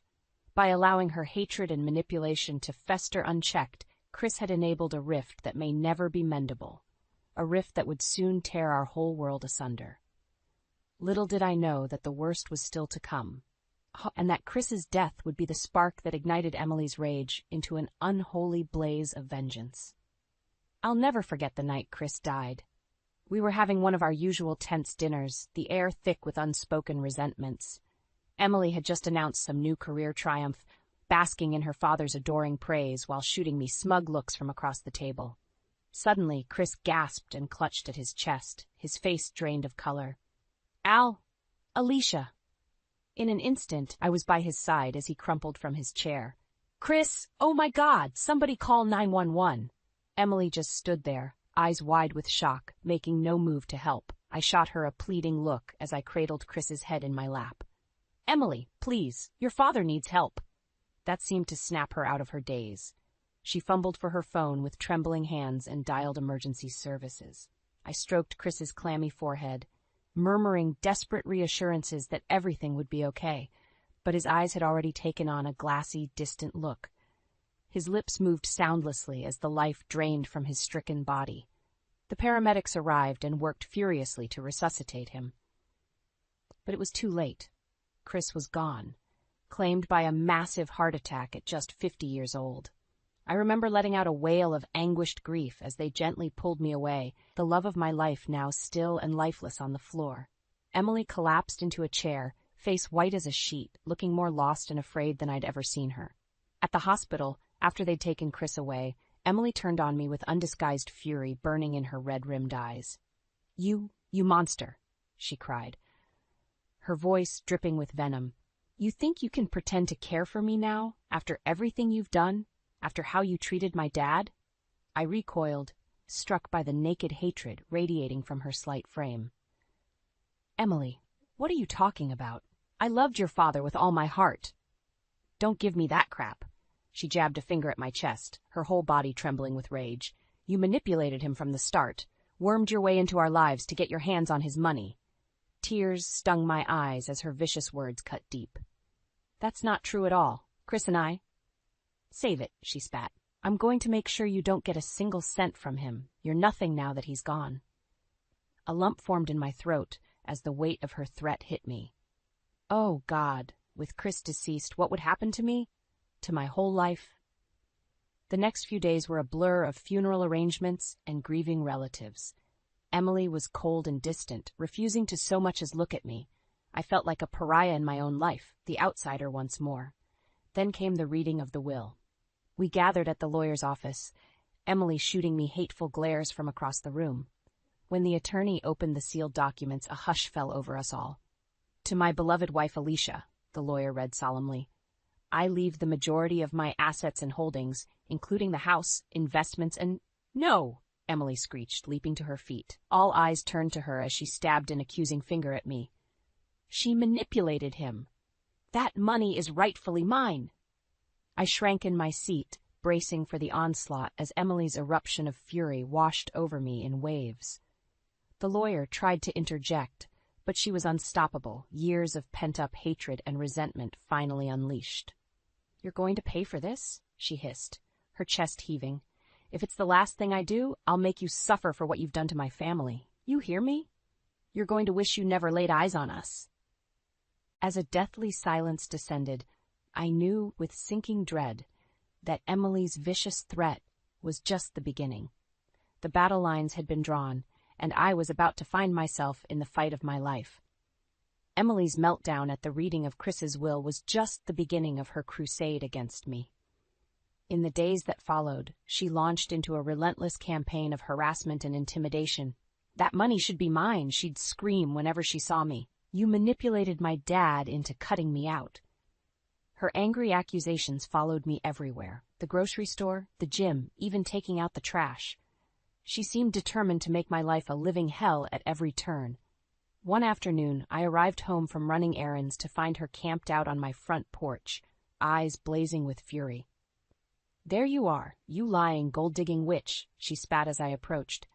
"Did you really think you could just take everything from me like that?" I sighed wearily. "Emily, please. Your father wanted me taken care of after he was gone. That's all this is." "Bullshit!" She shot to her feet, fists clenched. "I know you poisoned his mind against me over the years, turned him against his own flesh and blood." "That's not true at all," I said, struggling to keep my voice even. "I never tried to come between you two. Chris loved you more than anything." Emily barked a harsh laugh. "Yeah, and look where that got him, dead before his time, while you swooped in like a vulture to pick over the remains." The cruel words lanced through me like daggers. I blinked back tears, suddenly regretting my fruitless attempts to reason with her. "Just go, Emily," I said quietly, "before one of us says something we can't take back." For a beat, her face contorted in an almost feral snarl. Then, without warning, she lunged at me, hands outstretched like talons. I gasped and stumbled back as she made a grab for my hair, her long nails raking my cheek. "You evil, manipulative bitch." Instinctively, I shoved her away, sending her staggering backwards. She caught her balance, and we stared at each other, chests heaving, an unspoken line crossed. Emily's expression morphed into a vicious leer. "Don't think this is over. Not by a long shot. I'm going to destroy you. Do you hear me? Destroy. You." With that, she whirled and stormed off, leaving me shaken and nursing the welt already forming on my face. Over the next few weeks, the attacks escalated from the verbal to the undeniably criminal. My car tires were slashed repeatedly. Nasty, obscene graffiti was spray-painted across my garage door. Even a brick came crashing through my front window one night, narrowly missing my head. I went to the authorities, but they could do little without catching Emily in the act. She was careful to leave no fingerprints or witnesses, her bright future as a hotshot lawyer always at the forefront of her calculated attacks. "Please, you have to do something," I begged the detective assigned to my case. "She's unhinged, a complete danger to herself and others." The gruff officer just shrugged, unmoved. "Look, lady, I get that you're going through a tough time, but without hard evidence, there's not much we can do about a family dispute over some money." My protests fell on deaf ears. Emily had me cornered, and she knew it. The assaults just kept coming. Vile letters filled with threats and accusations, scratches along the sides of my car, and that malicious presence always lurking. I became afraid to leave my own home, jumping at every sudden noise or movement. The stress and fear were taking a heavy toll, both emotionally and physically. Some nights, I lay awake for hours, haunted by memories of Chris's warm smile and gentle touch, things I'd likely never experience again. That's when I realized with sinking dread that Emily's revenge went far deeper than mere money or inheritance. This was about stripping me of everything: my home, my safety, my very identity as Chris's wife, until I had nothing left but the torment of her hatred bearing down like a crushing weight. Something had to be done. I couldn't go on living like this, a prisoner in my own life. It was time to fight back, no matter how ugly or painful it became. Little did I know that confronting Emily's cruelty head-on would blow the lid off an even darker, more disturbing truth, and set me on a collision course from which there could be no return. I realized Emily's vendetta against me went far deeper than just jealousy or resentment over the inheritance. There was a twisted, almost pathological hatred burning within her, fueled by years of manipulation and deceit. The truth began to unravel when I was going through some old storage boxes and came across Chris's laptop from a few years back. On a whim, I booted it up and started browsing through his files, my heart aching at every photo and document reminding me of happier times. That's when I stumbled across a folder simply labeled Emily. My breath caught in my throat as I opened it and began reading through the contents: emails, text messages, even voice recordings spanning years. Evidence of Emily's ongoing lies, sabotage, and efforts to undermine my relationship with Chris. It was all there in sickening detail. Fake emergencies and crises designed to pull Chris away from me. Exaggerated stories about me mistreating or neglecting her, voiced through teary phone calls pleading for her daddy's comfort and support. Even admissions from Emily about seeing a therapist for anger issues aimed at deliberately alienating me from the family. My blood boiled as I absorbed the damning messages one by one. So many of our marital problems, the endless fights and heartache, could be traced directly back to Emily's calculated machinations over the years. The vicious, remorseless depths she had sunk to in order to maintain her vice-like grip over Chris. When I finished reading through it all, I sat in stunned silence, tears of rage streaming down my cheeks. This whole time she had been gaslighting not just me, but her own father as well. playing us both like finely tuned instruments in her twisted campaign of sociopathic jealousy. That night, when Emily came barging into my home yet again to hurl more vile accusations, I was ready. I grabbed her by the wrist as she advanced, spinning her around and slamming her against the wall. "Let go of me," she snarled, struggling against my grip. "I'll have you arrested for assault." "Shut up and listen for once," I growled through gritted teeth. "I know what you've been doing all these years, you manipulative little monster." Her eyes went wide, jaw dropping in an almost comical display of shock. What are you talking about?" Rather than explain, I released her and retrieved Chris's laptop from the other room, pulling up the file folder I'd uncovered earlier. Emily's eyes went flinty as she began scanning the documents and recordings, her mask of innocence shattering with each new revelation. "So this is how it's going to be," she spat, color rising in her cheeks. "You were always jealous of me and Dad's relationship. This is just some pathetic attempt to turn him against me, even in death." I could only stare at her in disbelief. "Are you deranged? Look at the evidence right in front of you. The lies, the sabotage. You had no problem deceiving and manipulating us to get what you wanted. Your own father," Emily sneered. "Please, he always took your side no matter what I did. Don't try pinning that on me." "You're sick," I shot back, disgust roiling in the pit of my stomach. "You've been playing the victim for years, but you're the one inflicting all this misery and destruction on this family." Her nostrils flared, lips peeling back in an ugly snarl. "This is far from over, you self-righteous bitch. In fact, it's only just beginning." She grabbed the laptop and hurled it against the far wall with a resounding crash, shattering the screen into a twisted spiderweb of shards. Then she whirled and stormed out, leaving a path of destruction in her wake. I sank to the floor, hands trembling as the full, ugly reality sank in. Whatever twisted psychological games Emily had been playing all this time, they had clearly warped her perception of reality entirely. There would be no getting through to her, no appeals to sanity or reason. I was well and truly trapped in her vengeful crusade.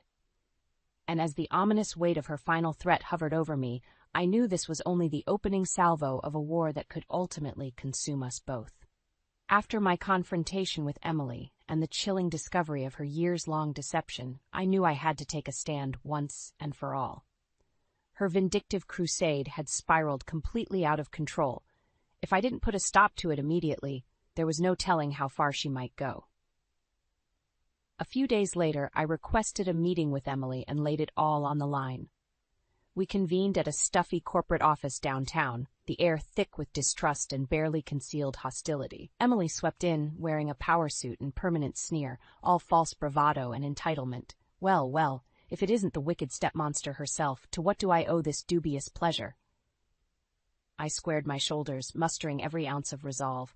"Cut the act, Emily. We're done playing games here." "Oh?" She arched an immaculately groomed eyebrow. "Is that so? Because from where I'm sitting, you're the one who needs to quit while you're behind." Jaw clenched. I slid a thick manila envelope across the table towards her. "I have ironclad proof of your years of manipulation and sabotage. The lies, the fake emergencies, even admitting to therapy explicitly designed to alienate me from your father." Emily's bravado flickered for just a moment before her sneer returned full force. "So you've got some circumstantial evidence, so what? That doesn't change the fact that he chose you over his own daughter in the end. Don't you get it?" I shot back, anger rising. "Your jealousy and entitlement drove a wedge between you two long before Chris died. He spent years enabling your behavior, indulging your every selfish whim." That struck a nerve. Emily's nostrils flared as she leaned across the table, eyes blazing. "How dare you? You think you can psychoanalyze me when you're the one who wormed your way into our lives? Dad loved me more than anything until you showed up." I shook my head sadly. "Emily, wake up. Your whole perception of reality has become dangerously warped. I'm not the enemy here. I'm the one trying to help you see the truth about yourself before it's too late." She opened her mouth, then seemed to think better of it, snapping it shut again, as her expression contorted in disgust. When she finally spoke, her voice was laced with venom. "You're right about one thing. This does end today, but not how you think." She rose abruptly from her seat, knocking it over with a clatter. I'm taking you down one way or another. Maybe then Dad's memory can finally be at peace, free from your poisonous influence. Emily, listen to yourself, I pleaded, alarmed by the maniacal glint in her eyes. You're unraveling. Whatever delusions you've been clinging to, it's time to let go. But she was already stalking away, shoulders squared and fists clenched. Over her shoulder, she spat, "Don't worry, you smug bitch. When I'm through with you, everyone will finally understand my side of things. I'll make sure of it." After she stormed out, I sat in stunned silence, emotions churning. Despite laying everything on the table, Emily was too far gone, her hatred too entrenched. There would be no reasoning with her, no bringing her back from the brink of her self-destructive obsession. In that moment, I made a difficult choice. For my own safety and sanity, I would have to cut Emily out of my life completely. She had made her bed, and now she would be forced to lie in it, dealing with the consequences of her malice and delusion. I consulted legal counsel and began the process of freezing Emily out of Chris's assets and estate. The lawyers warned it would be an uphill battle given her unrelenting stance, but I didn't care. Even if it meant draining my own funds to the last penny, I was prepared to fight her tooth and nail. True to form, Emily came unhinged when the court orders went through, locking her out of further claiming her inheritance. She launched an all-out legal war, hiring a team of vicious attack dog attorneys committed to paint me as the villain at any cost. But I was ready this time. With Chris's true legacy, the evidence of Emily's treachery and manipulation, on my side, I weathered the vicious court battles with grim determination. Time and again, her attempts to strong-arm and bully me were thwarted by cold, hard proof. The protracted legal maelstrom bled Emily's finances dry, her shiny new career as a hotshot lawyer in jeopardy as creditors came knocking. In a cosmic twist of karma, she even faced potential disbarment as her dirty tactics and suspect actions unraveled into the harsh light. Through it all, I refused to back down or compromise. This was about more than money. It was about stripping away the twisted facade Emily had been hiding behind her whole life, forcing her to finally face the ugly reality of her own misdeeds and delusions. In the end, she brought the ruin upon herself. But I had reclaimed something infinitely more valuable than any inheritance: my self-respect, sense of justice, and the ability to move forward with Chris's loving memory intact. As the dust settled and I surveyed the wreckage Emily's hatred had wrought, I felt an unexpected pang of sadness. For all the pain she'd caused, some small part of me still mourned the loss of what could have been a real bond, a sincere connection with my husband's child, a true family united through more than shared trauma and resentment. But I knew, deep down, that dream had died long ago, poisoned by Emily's all-consuming jealousy before it ever had a chance to bloom. She had made her choices repeatedly and with malice in her heart, and now she alone would have to live with the consequences. As for me, it was time to step into a new chapter, free from the shackles of the past and filled with hard-won wisdom. Though the scars would never fully heal, I carried Chris's spirit with me, determined to honor his memory by embracing life and love once more.